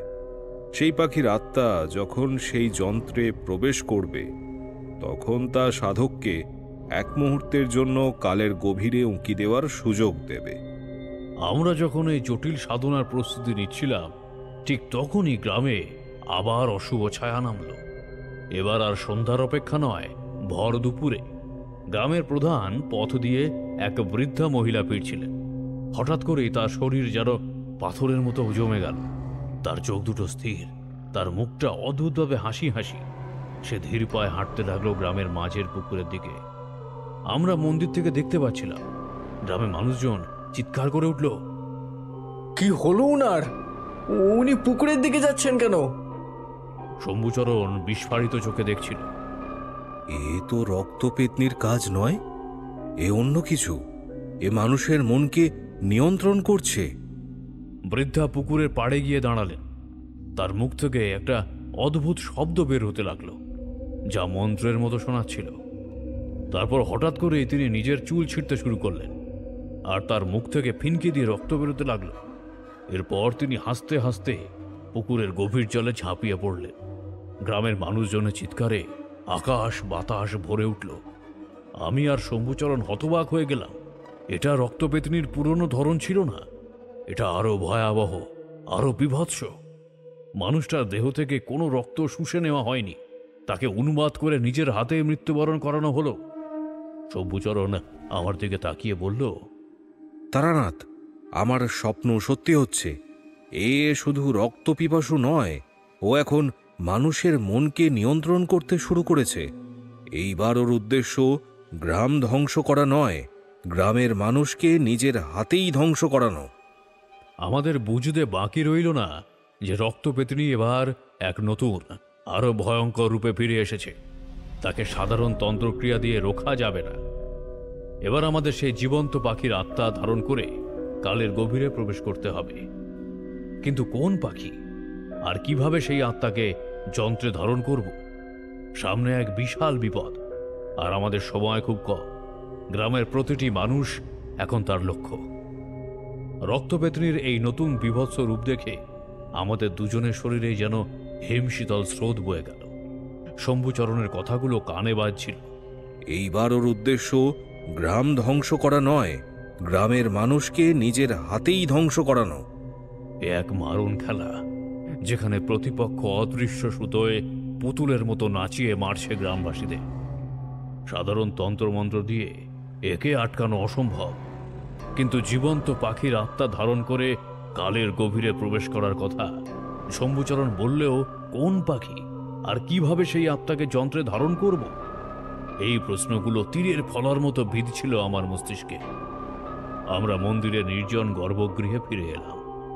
বাইরের কোলাহল, গ্রামবাসীদের আর্তনাদ তখনও কানে ভাসছে। শম্ভুচরণ ধ্যানে বসল। তার কপালে চিন্তার রেখা স্পষ্ট। আমি অস্থিরভাবে পায়চারি করছিলাম। হঠাৎই শম্ভুচরণের চোখ খুলে গেল। সে এক অদ্ভুত দৃষ্টিতে আমার দিকে তাকালো। তারানাথ, সে উত্তেজিত স্বরে বলল, আমি একটা পথ দেখেছি। এ পথ সাধারণ জ্ঞান দিয়ে বোঝা যাবে না। এটি এমনই এক রহস্য যা এতদিন আমাদের ধারণার বাইরে ছিল। আমি উৎসুক হয়ে বললাম, কি পথ শম্ভুচরণ, বলো আমাকে। সে ধীর স্বরে বলতে শুরু করল, এই রক্তপেতনি, সে আসলে কোনো প্রাকৃতিক সত্তা নয়। শম্ভুচরণ গভীর নিঃশ্বাসের সাথে বলতে শুরু করল, সে একটি ভাঙা প্রতিবিম্ব, এক দীর্ঘশ্বাস, যা এই গ্রামেরই এক অন্ধকার অতীতে প্রথিত। আমি হতবাক। এসব কি বলছো শম্ভুচরণ? হ্যাঁ, বহু যুগ আগে এই গ্রামে এক প্রতাপশালী জমিদার পরিবার বাস করত, যাদের ঐশ্বর্য ছিল অসীম, কিন্তু তাদের আকাঙ্ক্ষা ছিল আরও অসীম। জমিদার রামগোপাল চৌধুরী, যার জমিদারি এই গ্রামের সীমানা ছাড়িয়ে বহু দূর বিস্তৃত ছিল, তিনি ছিলেন গুপ্তবিদ্যা আর অলৌকিক শক্তির প্রতি অত্যন্ত আগ্রহী। তাঁর ঠাকুরদাদার আমলে সেই বিশাল জমিদার বাড়ির গভীরেই এক গুপ্ত প্রকোষ্ঠ তৈরি করা হয়েছিল, যেখানে তন্ত্রের গুহ্যবিদ্যা চর্চা চলত। তাদের উদ্দেশ্য ছিল তন্ত্রের গুহ্যবিদ্যা আয়ত্ত করে এক অনন্ত জ্ঞান চক্র তৈরি করা, যার মধ্যে দিয়ে ওরা গ্রামে ঘনিয়ে আসা বিপদকে ঠেকিয়ে রাখবে। কিন্তু সেই আকাঙ্ক্ষা তাদের ধ্বংসের মুখে ঠেলে দিল। জমিদার রামগোপাল একদিন সমস্ত রাত ধরে সাধনা চালালেন, কিন্তু তার সাধনা সফল হল না। উনি দেখলেন যে ওনার সাজানো নৈবেদ্য সব যেন লণ্ডভণ্ড হতে শুরু করেছে। দেবীর উদ্দেশ্যে হাতজোড় করলেন, ভুলের জন্য ক্ষমা চাইলেন, কিন্তু কিছুই হল না। তখনই আকাশে মেঘ গর্জে উঠল, আর দূর থেকে তাদের বাড়ির বউ সুধার চিৎকার ভেসে এলো ওনার কানে। উনি দেখলেন যে বাজ পড়ে ওই মেয়েটা মারা গেছে। দ্রুত বৌমার কাছে গিয়ে উনি জলের ছিটা দিতে লাগলেন, কিন্তু তার আগেই সব শেষ। বাড়ির পরিবেশ নিমেষে বিষাদগ্রস্ত হয়ে উঠল, আর গ্রামে আর ওই জমিদার বাড়িতে ঘনিয়ে এলো বিপদ। শম্ভুচরণ থামতেই আমার সারা শরীর কাঁটা দিয়ে উঠল। বাজ পড়ে মারা গেল? এর সাথে রক্তপেতনির কি সম্পর্ক? সম্পর্ক আছে তারানাথ, গভীর সম্পর্ক। শম্ভুচরণ ধীরে ধীরে বলতে লাগলো, সুধা, সেই জমিদার বাড়ির বড় বউ, ছিল গ্রামের সকলের প্রিয় পাত্রী। তার রূপ ছিল যেমন লাবণ্যময়, তেমনি তার মন ছিল নির্ভেজাল। গ্রামের সকল বিপদে সে সবার পাশে এসে দাঁড়াত। জমিদার রামগোপালের তন্ত্র সাধনার ব্যর্থতা শুধু তার নিজের সর্বনাশই করেনি, সে এক অভিশপ্ত শক্তিকে আহ্বান করেছিল, যা সুধার মতো নিষ্পাপ প্রাণকে গ্রাস করেছিল। সুধার আকস্মিক মৃত্যু, তার উপর বাজ পড়ার ঘটনা ছিল সেই অশুভ শক্তিরই প্রথম প্রলয়। সুধার আত্মিক শক্তি এতটাই প্রবল ছিল যে যখন সে অকালে মারা গেল, তখন তার সেই অপূর্ণ আত্মা জমিদার রামগোপালের তৈরি করা অসম্পূর্ণ জ্ঞানচক্রের মধ্যে আটকে পড়ল। আমি হতবাক হয়ে শুনছিলাম। তার মানে রক্তপেত্নী আসলে সুধার আত্মা? না তারানাথ, সরাসরি সুধার আত্মা নয়। শম্ভুচরণ মাথা নাড়ল। সুধার আত্মা ছিল পবিত্র, কিন্তু সেই বজ্রপাত, সেই আকস্মিক মৃত্যু আর জমিদার রামগোপালের ত্রুটিপূর্ণ মন্ত্রের প্রভাবে জ্ঞানচক্রটি বিকৃত হয়ে গেছিল। সেই বিকৃত শক্তি সুধার প্রবল আত্মিক স্পন্দনের সঙ্গে মিশে এক ভয়ঙ্কর প্রতিবিম্ব তৈরি করেছিল। সেটাই রক্তপেত্নী। সে সুধার স্মৃতির এক বিকৃত ছায়া, এক অতৃপ্ত শক্তির রূপ। সুধার আত্মিক শক্তি তাকে এত শক্তিশালী করেছিল, কিন্তু তাকে বিকৃত করেছে অশুভ। তাহলে তাকে নিধন করা সম্ভব নয়? আমি হতাশ হয়ে বললাম। নিধন সম্ভব, তবে প্রচলিত উপায়ে নয়। শম্ভুচরণ কিছুক্ষণ চুপ করে রইল, তারপর আমার দিকে তাকিয়ে বলল, তাকে নিধন করতে হলে তার উৎপত্তিগত ত্রুটিকেই কাজে লাগাতে হবে। রক্তপেত্নী সম্পূর্ণ অশুভ নয়, তার মধ্যে সুধার পবিত্রতার একটা ক্ষীণ অংশ রয়ে গেছে। সেই অংশটুকুই আমাদের ভরসা। আমি অধৈর্য হয়ে বললাম, কিন্তু কিভাবে, কি করতে হবে? শম্ভুচরণ তার শান্ত কণ্ঠে বলতে লাগলো, রক্তপেত্নী রামগোপালের অসম্পূর্ণ জ্ঞানচক্র থেকে সৃষ্টি হয়েছে। এই জ্ঞানচক্রকে সম্পূর্ণ করতে হবে, কিন্তু পবিত্র মন্ত্র এবং শুদ্ধ প্রাণের স্পর্শে। রামগোপালের তন্ত্র সাধনা ছিল স্বার্থপর এবং ত্রুটিপূর্ণ, তাই তার ফল হয়েছিল ভয়াবহ। আমাদের সাধনা হবে সুধার নিষ্কাম ভালোবাসা এবং আত্মত্যাগের প্রতীক। আমি জিজ্ঞাসা করলাম, তার মানে আমাদেরকে রামগোপালের জ্ঞানচক্রকে পবিত্র করতে হবে? ঠিক তাই তারানাথ, আমরা সেই জায়গায় যাব যেখানে রামগোপাল তার সাধনা করত। সেখানে সুধার প্রতি উৎসর্গীকৃত হয়ে নিষ্কলুষ মন্ত্রপাঠ করতে হবে, এমন মন্ত্র যা কেবল আত্মিক শান্তি আর মুক্তির বার্তা বহন করে, কোনো প্রকার ধ্বংস বা বিনাশের উদ্দেশ্য থাকে না। কিন্তু এতে কি রক্তপেত্নী সম্পূর্ণ বিলীন হয়ে যাবে? আমার মনে সংশয় উকি দিল। শম্ভুচরণ মৃদু হেসে বলল, রক্তপেত্নী হয়তো সম্পূর্ণ বিলীন হবে না তারানাথ। সে সুধার স্মৃতির এক ভয়ঙ্কর প্রতিবিম্ব, কিন্তু যখন জ্ঞানচক্র পবিত্র হবে, তখন তার বিকৃত রূপটি শুদ্ধ হবে। রক্তপেত্নী আর গ্রামের ক্ষতি করতে পারবে না। সে তার অশুভ প্রভাব হারাবে এবং হয়তো শান্তিতে বিলীন হয়ে যাবে, অথবা সুধার পবিত্র স্মৃতির এক নিস্তেজ প্রতিচ্ছবি হয়েই থেকে যাবে। আমি গভীরভাবে নিঃশ্বাস নিলাম। এই ব্যাখ্যা আমার কাছে একেবারেই নতুন ছিল। প্রচলিত ভৌতিক গল্পের মতো রক্তপাত বা মারামারি নয়, বরং এক আত্মিক পরিশুদ্ধির মধ্যে দিয়ে এই ভয়ঙ্কর শক্তিকে মোকাবিলা করার কথা বলা হচ্ছে। শম্ভুচরণ আমার মুখের দিকে তাকিয়ে বলল, ভয় পেও না তারানাথ, এই পথ কঠিন কিন্তু অসম্ভব নয়। সুধার আত্মিক শক্তি আমাদের পথ দেখাবে। তুমি কি প্রস্তুত এই অজানা যাত্রায় আমার সঙ্গী হতে? আমি এক মুহূর্ত দ্বিধা না করে মাথা নাড়লাম। আমি প্রস্তুত শম্ভুচরণ। রক্তপেত্নীর এই অভিশাপ থেকে গ্রামকে মুক্ত করতেই হবে। পরদিন ভোরের আলো ফোটার আগেই আমরা বেরিয়ে পড়লাম। শম্ভুচরণ পথ চিনে চিনে চলছিল, আর আমি তার পাশে পাশে হাঁটছিলাম। গ্রামের আবছা পথ পেরিয়ে আমরা জনহীন এক প্রান্তরের দিকে এগোচ্ছিলাম। উদ্দেশ্য সেই অভিশপ্ত জ্ঞানচক্রের উৎস খুঁজে বের করা। শম্ভুচরণের মুখে এক গভীর প্রত্যয়, কিন্তু আমার মনে বারবার রক্তপেতিনীর ভয়াবহ রূপটা ভেসে উঠছিল।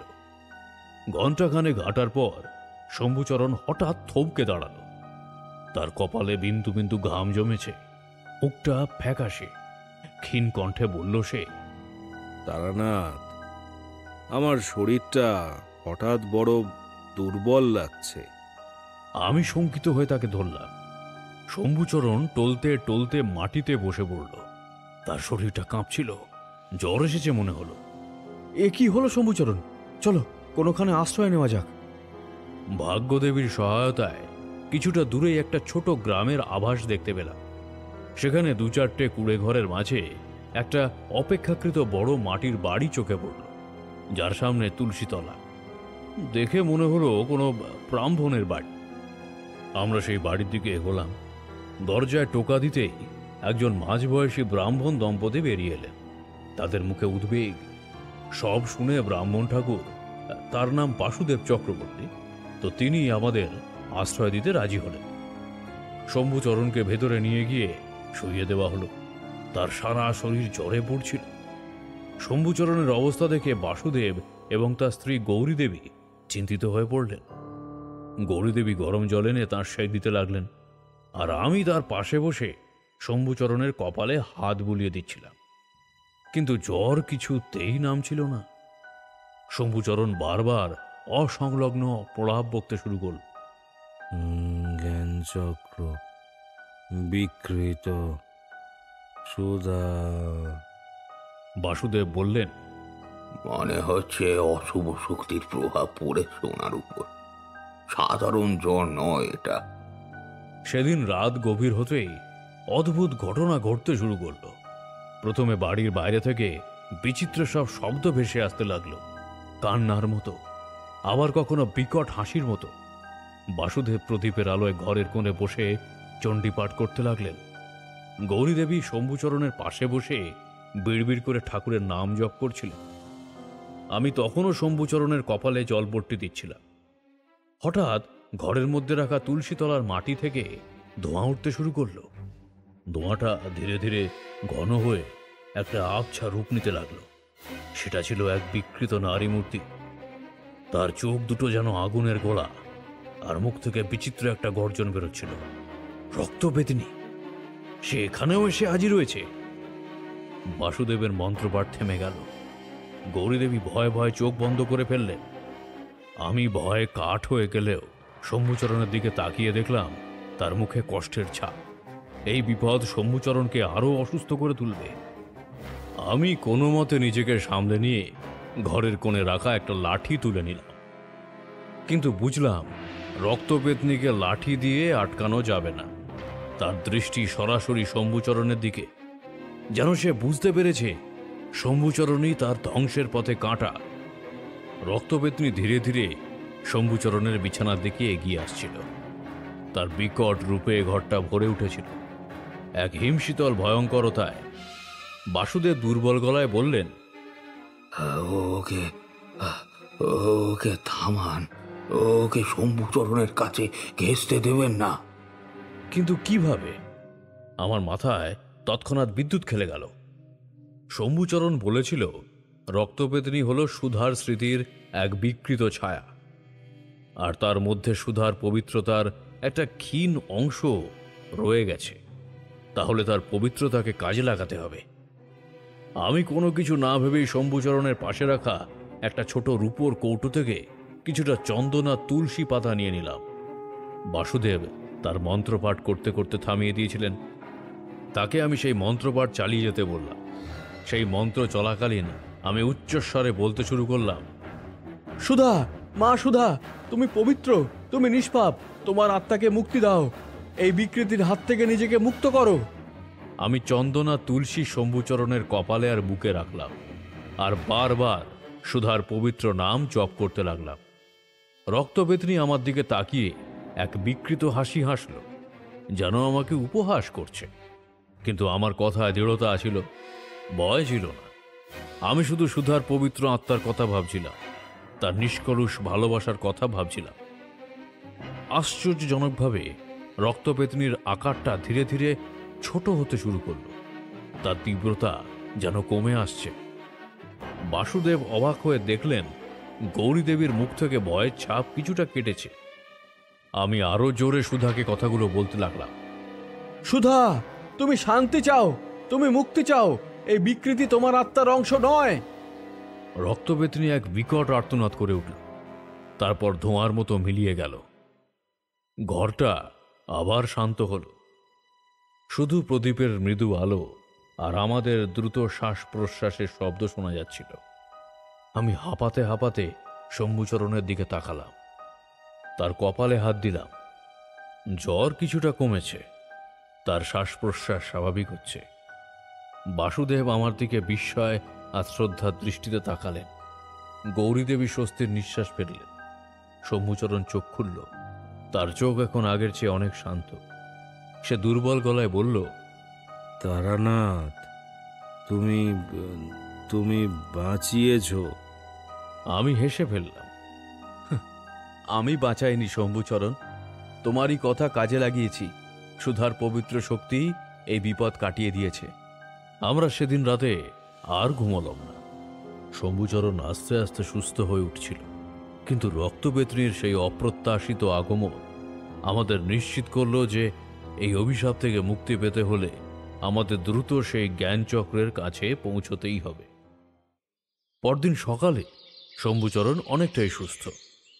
দুর্বলতা এখনো পুরোপুরি কাটেনি, কিন্তু তার চোখে সেই আগের দৃঢ়তা ফিরে এসেছে। বাসুদেব এবং গৌরীদেবী তাদের সাধ্যমতো আমাদের সেবা করেছিলেন, আর আমি তাদের কাছে কৃতজ্ঞতা প্রকাশ করলাম। শম্ভুচরণের সুস্থতা দেখে তাদের মুখেও স্বস্তি ফিরেছে। সকালের খাবার পর আমরা বসলাম পরবর্তী পদক্ষেপ নিয়ে আলোচনা করতে। শম্ভুচরণ একটা মাটির পাত্রে রাখা জল দিয়ে হাত মুখ ধুয়ে এসে বলল, তারানাথ, কাল রাতে রক্তপেতনির আগমন প্রমাণ করে যে আমরা সঠিক পথে আছি। সে অনুভব করতে পেরেছে যে তার বিনাশের পথ আমরা খুঁজে পেয়েছি, তাই সে আমাদের থামাতে এসেছিল। কিন্তু শম্ভুচরণ, সে তো খুবই শক্তিশালী। গতকাল ভাগ্যক্রমে আমরা তাকে আটকাতে পেরেছিলাম, বারবার কি তা সম্ভব হবে? শম্ভুচরণ আমার দিকে তাকিয়ে মৃদু হাসল। তুমি ঠিকই বলেছ। গতকাল তুমি যে কাজটা করেছ তা ছিল অত্যন্ত গুরুত্বপূর্ণ। রক্তপেতনির মধ্যে সুধার যে পবিত্র অংশটা সুপ্ত ছিল, তোমার ডাকে সেটা ক্ষণিকের জন্য হলেও জেগে উঠেছিল। সেটাই তাকে দুর্বল করেছিল। আমি অধৈর্য হয়ে জানতে চাইলাম, তাহলে আমাদের কি করতে হবে এখন? শম্ভুচরণ তার চোখ বন্ধ করে কিছুক্ষণ নীরব রইল, যেন কিছু স্মরণ করার চেষ্টা করছে। তারপর চোখ খুলে বলল, জমিদার রামগোপাল তার সাধনা করত একটি নির্জন স্থানে, যা গ্রামের মূল বসতি থেকে বেশ দূরে ছিল। সাধারণ মানুষ সেদিকে পারতপক্ষে যেত না। কিংবদন্তি আছে সেখানে একটি প্রাচীন মন্দির ছিল, যা কালের গর্ভে বিলীন হয়ে গেছে। রামগোপাল সেই মন্দিরের ধ্বংসাবশেষের উপরই তার জ্ঞান চক্র স্থাপন করেছিল। বাসুদেব মনোযোগ দিয়ে আমাদের কথা শুনছিলেন। এবার তিনি বললেন, প্রাচীন মন্দিরের কথা আমিও শুনেছি। গ্রামের প্রবীণরা বলেন সেটি ছিল শক্তির আধার, কিন্তু তার ধ্বংসাবশেষ কেউ দেখেনি বহু যুগ ধরে। ঘন জঙ্গল আর সাপের উপদ্রবের কারণে কেউ সেদিকে যায় না। শম্ভুচরণ মাথা নাড়ল। আমরা সেই মন্দিরেই যাব। রক্তপেতনির মূল উৎস সেই জ্ঞান চক্র। তাকে সম্পূর্ণভাবে নির্মূল করতে হলে সেখানেই যেতে হবে। কিন্তু পথ তো অজানা। শম্ভুচরণ এবার তার ঝুলি থেকে একটা জীর্ণ পুঁথি বের করল। পুঁথিটা খুলতেই কয়েকটি চিত্র আর অদ্ভুত চিহ্ন দেখতে পেলাম। আমার গুরু এই পুঁথি আমাকে দিয়েছিলেন। এতে সেই প্রাচীন মন্দিরের একটি অস্পষ্ট মানচিত্র আছে। যা রামগোপালের পূর্বপুরুষরা ব্যবহার করত। সম্ভবত এই মানচিত্রেই মন্দিরে পৌঁছানোর গুপ্তপথের ইঙ্গিত রয়েছে। বাসুদেব মিশ্র কৌতূহলী হয়ে পুঁথিটা দেখলেন। এই চিহ্নগুলো, হ্যাঁ হ্যাঁ, আমি বুঝতে পারছি। এই পথটা সরাসরি মন্দিরের দিকে যায় না, বরং একটা পুরনো কূপের পাশ দিয়ে ঘন জঙ্গলে প্রবেশ করে। সেখানে কিছু বিশেষ গাছ আছে যা পথ নির্দেশ করে। শম্ভুচরণ আনন্দিত হয়ে উঠল। তাহলে আপনার সাহায্য আমাদের জন্য অপরিহার্য। আপনি কি আমাদের সঙ্গে যাবেন? বাসুদেব খানিকটা চিন্তিত হলেন। আমার বয়স হয়েছে আর পথটা দুর্গম, কিন্তু আপনাদের মহৎ উদ্দেশ্যকে আমি সমর্থন করি। আমি শারীরিকভাবে যেতে না পারলেও আপনাদের জন্য কিছু সাহায্য করতে পারি। তিনি ভেতরে গিয়ে একটি ছোট থলি নিয়ে এলেন। থলিতে কিছু শুকনো খাবার, চাল আর ডাল ছিল। এগুলো আপনাদের পাথেয়, আর সবচেয়ে গুরুত্বপূর্ণ, তিনি একটি রূপোর ছোট কৌটো বের করলেন। এত কিছু বিশেষ ভস্য আছে। এটি সেই প্রাচীন মন্দিরেরই পবিত্র ছাই, যা আমার পূর্বপুরুষরা যত্ন করে রেখেছিলেন। কোনো বিপদ এলে এটি ছিটিয়ে দেবেন, অন্তত কিছুদিনের জন্য অশুভ শক্তিকে দুর্বল করবে। শম্ভুচরণ ভস্যের কৌটোটি শ্রদ্ধার সঙ্গে গ্রহণ করল। আপনার এই সাহায্য অমূল্য। আপনার এই ভস্য আমাদের যাত্রাকে সহজ করবে। বাসুদেব শম্ভুচরণের দিকে তাকিয়ে গভীর চোখে বললেন, আপনারা যে পথে যাচ্ছেন তা শুধু শারীরিক কষ্ট আছে, তেমনি প্রতি পদে বিপদের সম্ভাবনা আছে। আপনাদের উদ্দেশ্য শুভ, তাই ঈশ্বর তোমাদের সহায় হবে। শুধু মনে রাখবেন, পবিত্রতাই সবচেয়ে বড় শক্তি। রামগোপালের ব্যর্থতা ছিল তার অপবিত্র সাধনা। আমরা বাসুদেব এবং গৌরীদেবীর কাছ থেকে বিদায় নিলাম। তাদের কাছ থেকে বিদায় নিয়ে আবার দুর্গম পথে যাত্রা শুরু করলাম। শম্ভুচরণের পুঁথি আর বাসুদেবের নির্দেশনা আমাদের পথ দেখাবে, কিন্তু আমার মাথায় একটা চিন্তা সর্বদাই ঘুরপাক খাচ্ছিল। সামনে কি অপেক্ষা করছে তা আমরা কেউ জানতাম না। রক্তপেতনির আসল শক্তি কি এই যাত্রা আরো কঠিন করে তুলবে? আমরা কি সত্যি সেই জ্ঞানচক্রকে পবিত্র করে এই গ্রামকে অভিশাপ মুক্ত করতে পারব? কিছু দূর যেতে না যেতেই আকাশ কালো করে এলো। দূরে মেঘের গুরু গুরু শব্দ শোনা যাচ্ছিল, যা ক্রমশ স্পষ্ট হয়ে উঠছিল। মনে হচ্ছে ঝড় আসছে তারানাথ। শম্ভুচরণ বলল, তার কপালে চিন্তা রেখা। আমাদের দ্রুত কোনো আশ্রয়ের ব্যবস্থা করতে হবে। কিন্তু সেই জনশূন্য নির্জন পথে কোনো আশ্রয় খুঁজে পাওয়া সহজ ছিল না। বাতাসের বেগ বাড়তে শুরু করল। গাছের পাতাগুলো উন্মত্তের মতো কাঁপতে লাগলো। অল্প সময়ের মধ্যেই শুরু হলো ঝড়ো বৃষ্টি। বিদ্যুতের ঝলকানি আর মেঘের ভয়ঙ্কর গর্জনে মনে হচ্ছিল আকাশ বুঝি ভেঙে পড়বে। আমরা দ্রুত একটা পুরনো বিশাল বটগাছের নিচে আশ্রয় নিলাম, কিন্তু প্রবল বৃষ্টিতে ভিজে যাচ্ছিল সর্বাঙ্গ। হঠাৎ বৃষ্টির শব্দের মধ্যেও একটা ফিসফিস শব্দ আমার কানে। প্রথমে ভেবেছিলাম বাতাসের শব্দ, কিন্তু না, শব্দটা স্পষ্টতর হচ্ছিল। শম্ভুচরণ, তুমি কিছু শুনতে পাচ্ছ? আমি জিজ্ঞাসা করলাম। শম্ভুচরণ কান পেতে শুনে বলল, হ্যাঁ, মনে হচ্ছে কেউ যেন ডাকছে। শব্দ অনুসরণ করে আমরা গাছের আড়াল থেকে বেরিয়ে ঘন জঙ্গলের দিকে তাকালাম। বিদ্যুতের ক্ষণিকের আলোয় যা দেখলাম তাতে আমরা দুজনেই স্তম্ভিত হয়ে গেলাম। ঝড় বৃষ্টির মধ্যে দাঁড়িয়ে আছে একটি ছোট বালিকা। তার পরনে লাল পাড় সাদা শাড়ি, চুল খোলা, চোখে এক অপার্থিব দ্যুতি। তার মুখে হাসি, যেন এই ভয়ঙ্কর ঝড় তার কাছে কিছুই নয়। সে হাত ইশারা করে আমাদের দিকে ডাকছে। এ কে? শম্ভুচরণের গলা দিয়ে বিস্ময়ের সুর বেরোল। এই ভয়ঙ্কর আবহাওয়ায় এই নির্জন জঙ্গলে একটা বালিকা কি করছে? আমরা ভয়ে ভয়ে তার দিকে এগিয়ে গেলাম।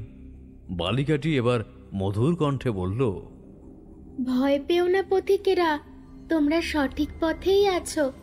আমি তোমাদের পথ দেখাতেই এসেছি।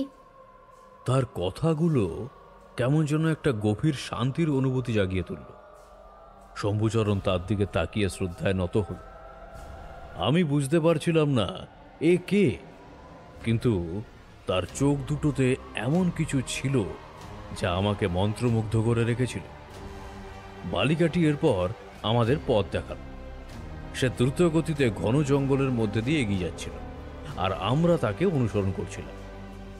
বিস্ময়কর ব্যাপার হলো, যে পথটা আমাদের কাছে দুর্গম আর কাঁটা ভরা মনে হচ্ছিল, বালিকাটির পায়ের নিচে যেন তা আপনা আপনি পরিষ্কার হয়ে যাচ্ছিল।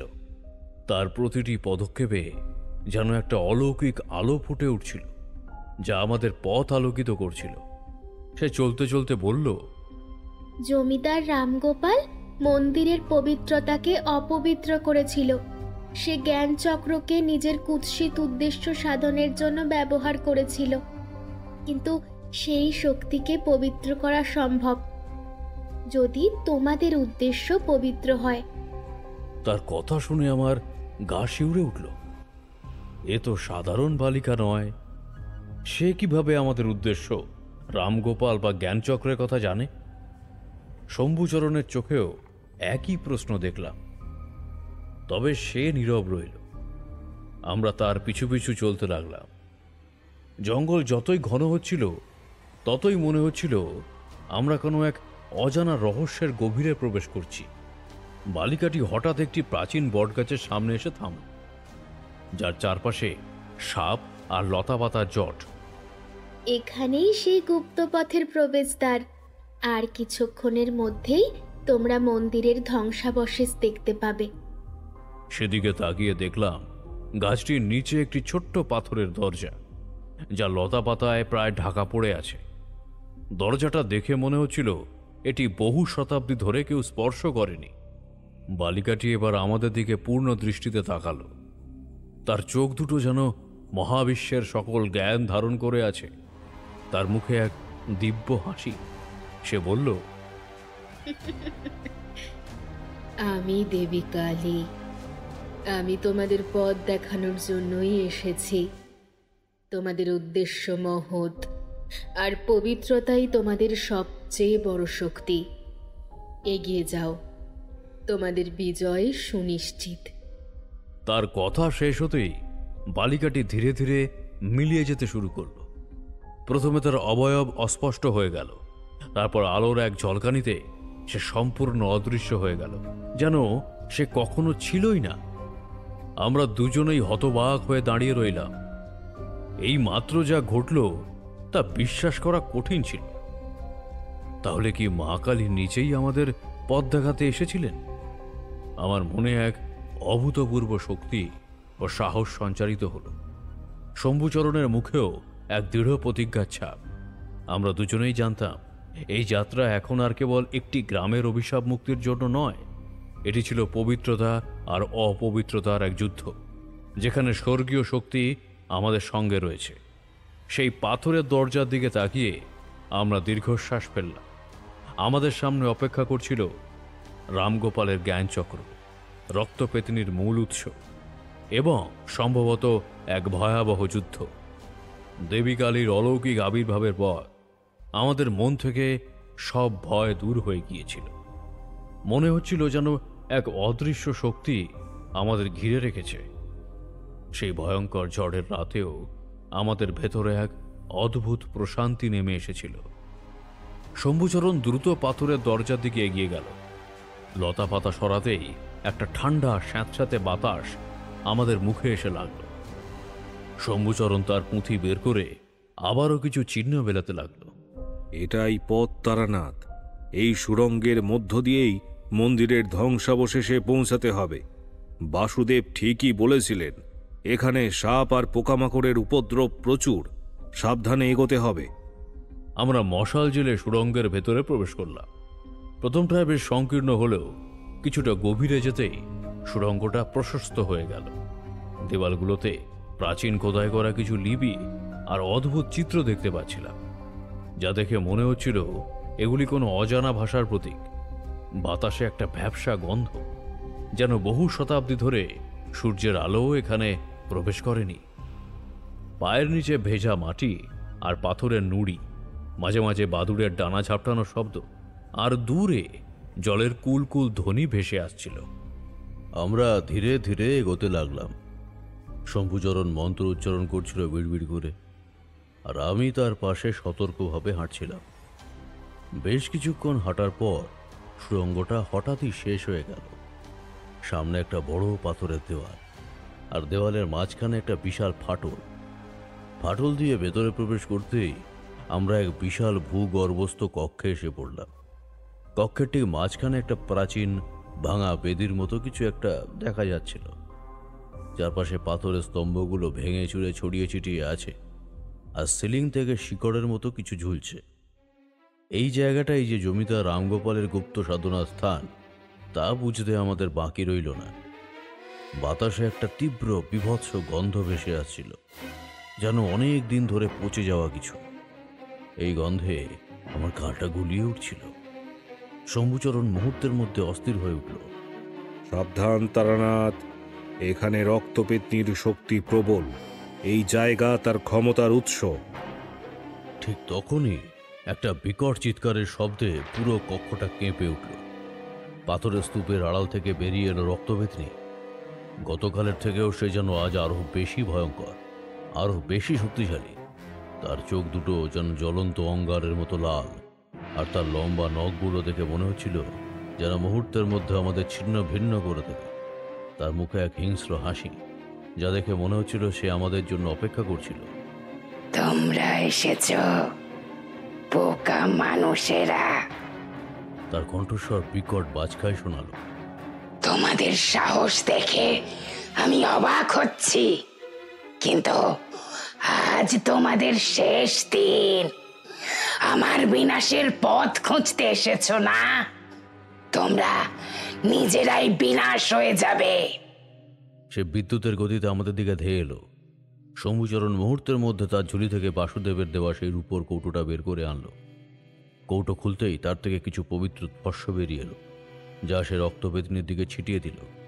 ভস্য ছিটানোর সঙ্গে সঙ্গে রক্তবেদিনী একটা আর্তনাদ করে পিছিয়ে গেল। তার শরীর থেকে ধোঁয়া উঠতে লাগলো, যেন সেই ভস্য তাকে পুড়িয়ে দিচ্ছে। তোমাদের এই সামান্য শক্তি আমার কিছুই করতে পারবে না। সে রাগে ফুঁসতে লাগলো। তোমরা কি জানো আমি কে?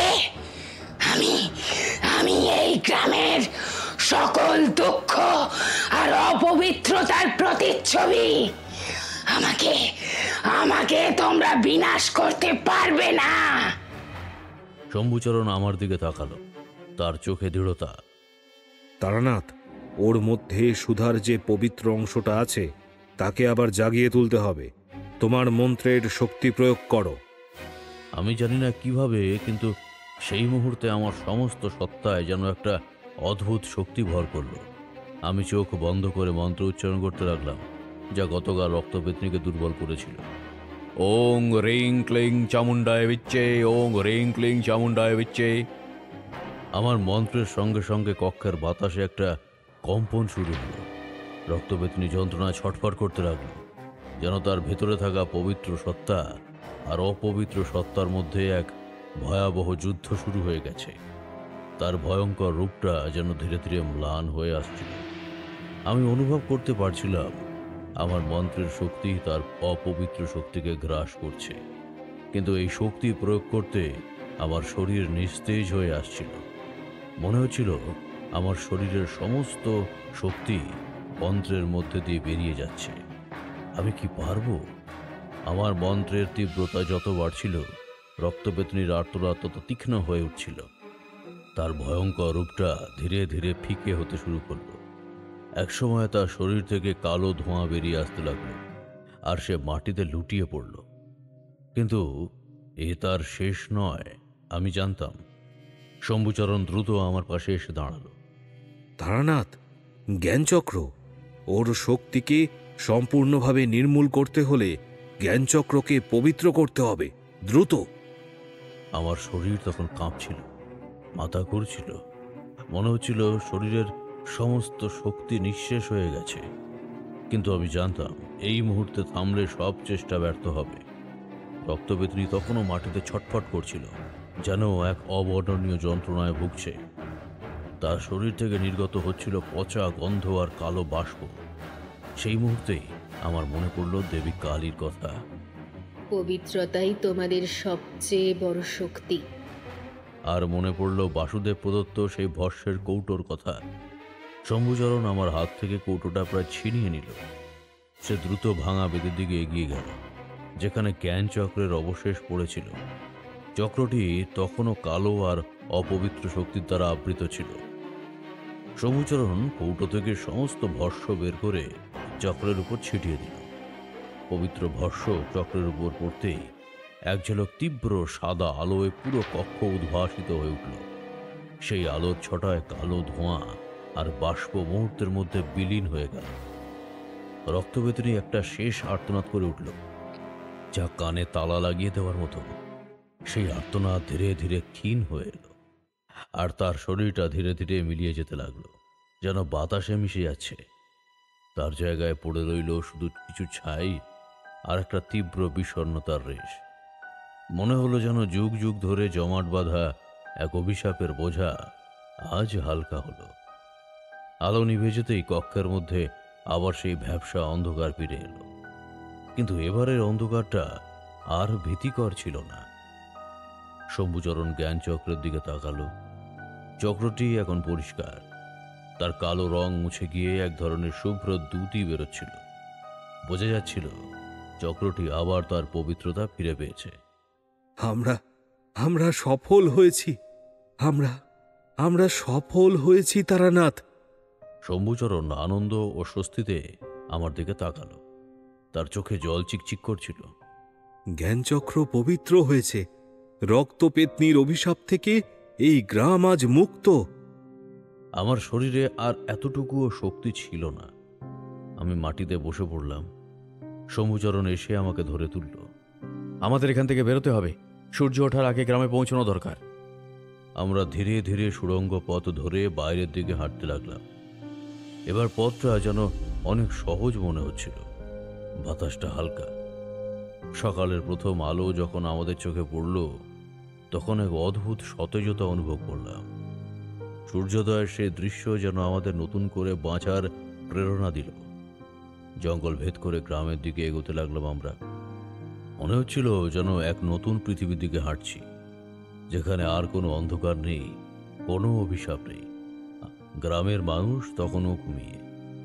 আমরা যখন গ্রামের পুকুর ঘাটে পৌঁছালাম, তখনও ভোরের কুয়াশা কাটেনি। শম্ভুচরণ আমার দিকে তাকিয়ে হাসল। আমাদের কাজ শেষ তারানাথ, এবার গ্রামের মানুষেরা শান্তিতে ঘুমোতে পারবে। কিন্তু আমার মনে তখনও একটা প্রশ্ন ঘুরছিল। রক্তবেদনীর বিনাশ হলো, জ্ঞানচক্র পবিত্র হলো, কিন্তু এই সম্পূর্ণ ঘটনার পেছনে জমিদার রামগোপালের কি ভূমিকা ছিল? তার অপবিত্র সাধনা কিভাবে রক্তবেদনীকে সৃষ্টি করেছিল? এইসব প্রশ্নের উত্তর এখনো অজানা। আমরা যখন গ্রামে ফিরে এলাম, তখনও ভোরের আলো পুরোপুরি ফোটেনি। গ্রাম তখনও শান্ত ঘুমে আচ্ছন্ন। রক্তবেদনী আতঙ্ক যেন এই প্রথম রাতের আধারে মিলিয়ে গেছে, তার স্থানে নেমে এসেছে এক স্নিগ্ধ পবিত্র নীরবতা। শম্ভুচরণ এবং আমি নিঃশব্দে হেঁটে গ্রামের পথ ধরে গিয়ে চললাম। আমার শরীর তখনও অবসাদে ভেঙে পড়েছিল।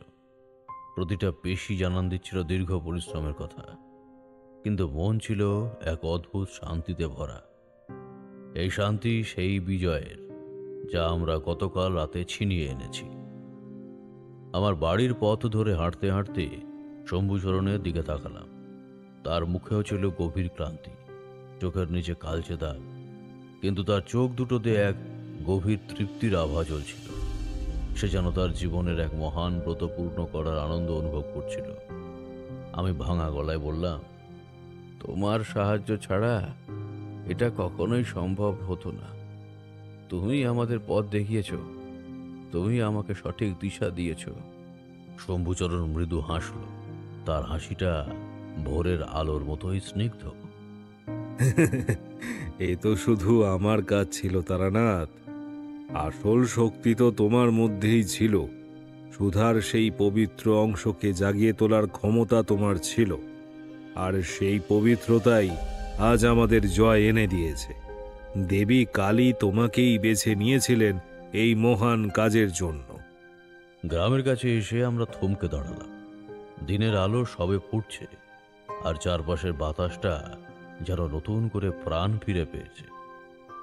এতদিন যে গ্রামের উপর এক অদৃশ্য ভয়ের ছায়া ছিল, তা আজ আর নেই। বাতাসের প্রতিটি ঝিরিঝিরি স্পর্শে যেন এক নতুন শুরুর বার্তা। আমি অনুভব করতে পারছিলাম এই গ্রাম নতুন এক ভোরের জন্য প্রস্তুত, যেখানে প্রতিটি মানুষ নিশ্চিন্তে শ্বাস নিতে পারবে। আজ রাতটা বিশ্রাম নাও তারানাথ, আবার দেখা হবে তাহলে। এখন আসি। এই গ্রামের মানুষেরা যখন জানতে পারবে কি ঘটেছে, যখন তারা বুঝতে পারবে যে রক্তপেতনির অভিশাপ থেকে মুক্তি মিলেছে, তখন তাদের চোখে তুমিই হবে আসল ত্রাণকর্তা। তারা তোমাকে নতুন করে চিনবে। আমি মাথা নাড়লাম। শম্ভুচরণের কাছ থেকে বিদায় নিয়ে আমি জীর্ণ মন্দিরের দিকে এগিয়ে গেলাম। ঘরের ভেতরে পা রাখতেই এক অদ্ভুত শান্তি অনুভব করলাম। এতদিন ধরে যে রাতের পর রাত দুশ্চিন্তা আর ভয়ের মধ্যে কেটেছিল, আজ তা শেষ। কাঁধের ঝোলা মাথায় দিয়ে ঠান্ডা মাটিতে শরীর এলিয়ে দিতেই আমি মুহূর্তের মধ্যেই গভীর ঘুমে তলিয়ে গেলাম। সে ঘুম ছিল এক দীর্ঘ যুদ্ধের শেষে বিজয়ী ঘুম, এক অভিশাপ মুক্ত গ্রামের নতুন দিনের সূচনা। আমি স্বপ্ন দেখতে লাগলাম সেই ছোট্ট বালিকার, দেবী কালীর, তার চোখের অপার্থিব জ্যোতি। আমার মনে হচ্ছিল যেন আমি এক নতুন জীবন শুরু করছি। গভীর ঘুমের মাঝে মা কালীর ছোট্ট মৃন্ময়ী রূপ স্বপ্নে দর্শন করলাম। গল্পটা শেষ হতেই তারানাথ দীর্ঘশ্বাস ফেললেন। তার চোখে তখনও গল্পের রেশ। বাইরের আকাশে তখনও সন্ধ্যার তারা মিটিমিটি জ্বলছে। দূর থেকে ভেসে আসছে মৃদু যানজটের শব্দ। তার কণ্ঠস্বর ছিল শান্ত, কিন্তু গভীরে ছিল এক অদ্ভুত বিষণ্ণতা, যেন তিনি এতক্ষণে নিজের জীবনেরই কোনো এক দীর্ঘ অধ্যায় শেষ করলেন। তিনি বিছানা ছেড়ে উঠলেন। তার বয়সের ভারে শরীরটা যেন সামান্য নুইয়ে পড়েছে। পকেট থেকে একটা সিগারেট আর দেশলাই বের করে ধরালেন। সিগারেটের ধোঁয়া কুণ্ডলি পাকিয়ে অন্ধকারে মিলিয়ে গেল, ঠিক যেন রক্ত পেতনির মতো। কিশোরী এতক্ষণ মন্ত্রমুগ্ধ হয়ে গল্প শুনছিল। সে এত তন্ময় ছিল যে তারানাথের দিকে তাকাতেই ভুলে গিয়েছিল। তার চোখের পলক পর্যন্ত পড়েনি। তার চোখ দুটো তখনও বড় বড় বিস্ময়ে ভরা। তাহলে রক্তপেতনি সত্যি বিলীন হয়ে গেল তারানাথ? কিশোরী প্রশ্ন করল। তার চোখে তখনও বিস্ময়ের ঘোর। তার প্রশ্নটা যেন গল্পের গভীরে ডুব দিয়ে আরো কিছু সত্য খুঁজে ফিরছিল। তারানাথ জানালার বাইরে তাকিয়ে সিগারেটে একটা টান দিলেন। সন্ধ্যের সময় চারি হ্যারিকেন জ্বালিয়ে দিয়ে গেছিল। সেই আলোয় তার মুখটা যেন আরো উজ্জ্বল দেখাচ্ছিল। হ্যাঁ গো কিশোরী, আমাদের প্রচেষ্টায় সে বিলীন হয়ে গেল, কিন্তু মনে রাখবে, এই দুনিয়ায় অপবিত্রতা আর অন্ধকার সবসময় কোনো না কোনো রূপে ফিরে আসে।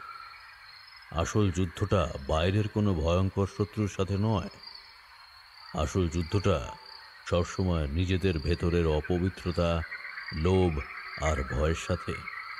তিনি যেন কিশোরীকে এক গভীর জীবনের দর্শন শেখাচ্ছিলেন। কিশোরী কিছু বলল না, শুধু তারানাথের দিকে তাকিয়ে রইল। তার মনে তখনও ঘুরছিল তারানাথের অদম্য সাহসিকতা, শম্ভুচরণের অতুলনীয় জ্ঞান আর দেবী কালীর অলৌকিক আবির্ভাবের কথা। এই গল্পটা শুধু একটা ভূতের গল্প ছিল না, এটা ছিল শুভ এবং অশুভ শক্তির মধ্যে চিরন্তন লড়াইয়ের গল্প, যেখানে শেষ পর্যন্ত পবিত্রতারই জয় হয়। রাত হতে চলল বিভূতি, এবার বাড়ি ফিরতে হবে। আমি তার কথায় মাথা নাড়লাম। কিশোরী উঠে দাঁড়ালো। তারানাথ বারান্দা থেকে আমাদের বিদায় জানালেন। সাবধানে যেও তোমরা, আবার এসো কিন্তু ছুটি পেলে গল্প শুনতে। ওনার কণ্ঠস্বরে আন্তরিকতা ছিল। কিশোরী মাথা নেড়ে হাসল। আমরা দুজন মঠ লেন ছেড়ে মূল রাস্তার দিকে চলতে শুরু করলাম। আমরা মূল রাস্তায় এসে একটা পুরনো চায়ের দোকানের সামনে থামলাম। আমরা দুজন দোকান থেকে একটা কাঁচি সিগারেট ধরালাম। ধোঁয়া ছেড়ে আকাশের দিকে দেখলাম। আচ্ছা বিভূতি, কিশোরী হঠাৎ প্রশ্ন করে উঠল। তার চোখে তখনও গল্পের ঘোর লেগে আছে। তারানাথের বলা এই গল্পগুলো কি সত্যি বিশ্বাসযোগ্য? রক্তপেতনি, দেবী কালী, এগুলো কি আদৌ সম্ভব? আমি হাসলাম। তারপর সিগারেটে একটা লম্বা টান দিলাম।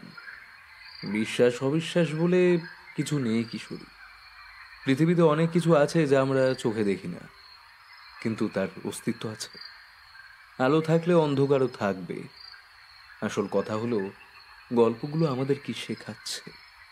সাহস, পবিত্রতা আর অন্যায়ের বিরুদ্ধে লড়ার স্পৃহা, এইটুকুই আসল। কথা শেষ হতে না হতেই দূরে মেঘের গুরু গুরু গর্জন শোনা গেল। আকাশ কালো করে আসছিল। চলো কিশোরী, মনে হচ্ছে ঝড় আসছে। ট্রাম ধরতে হবে তাড়াতাড়ি, না হলে ভিজে একসা হব।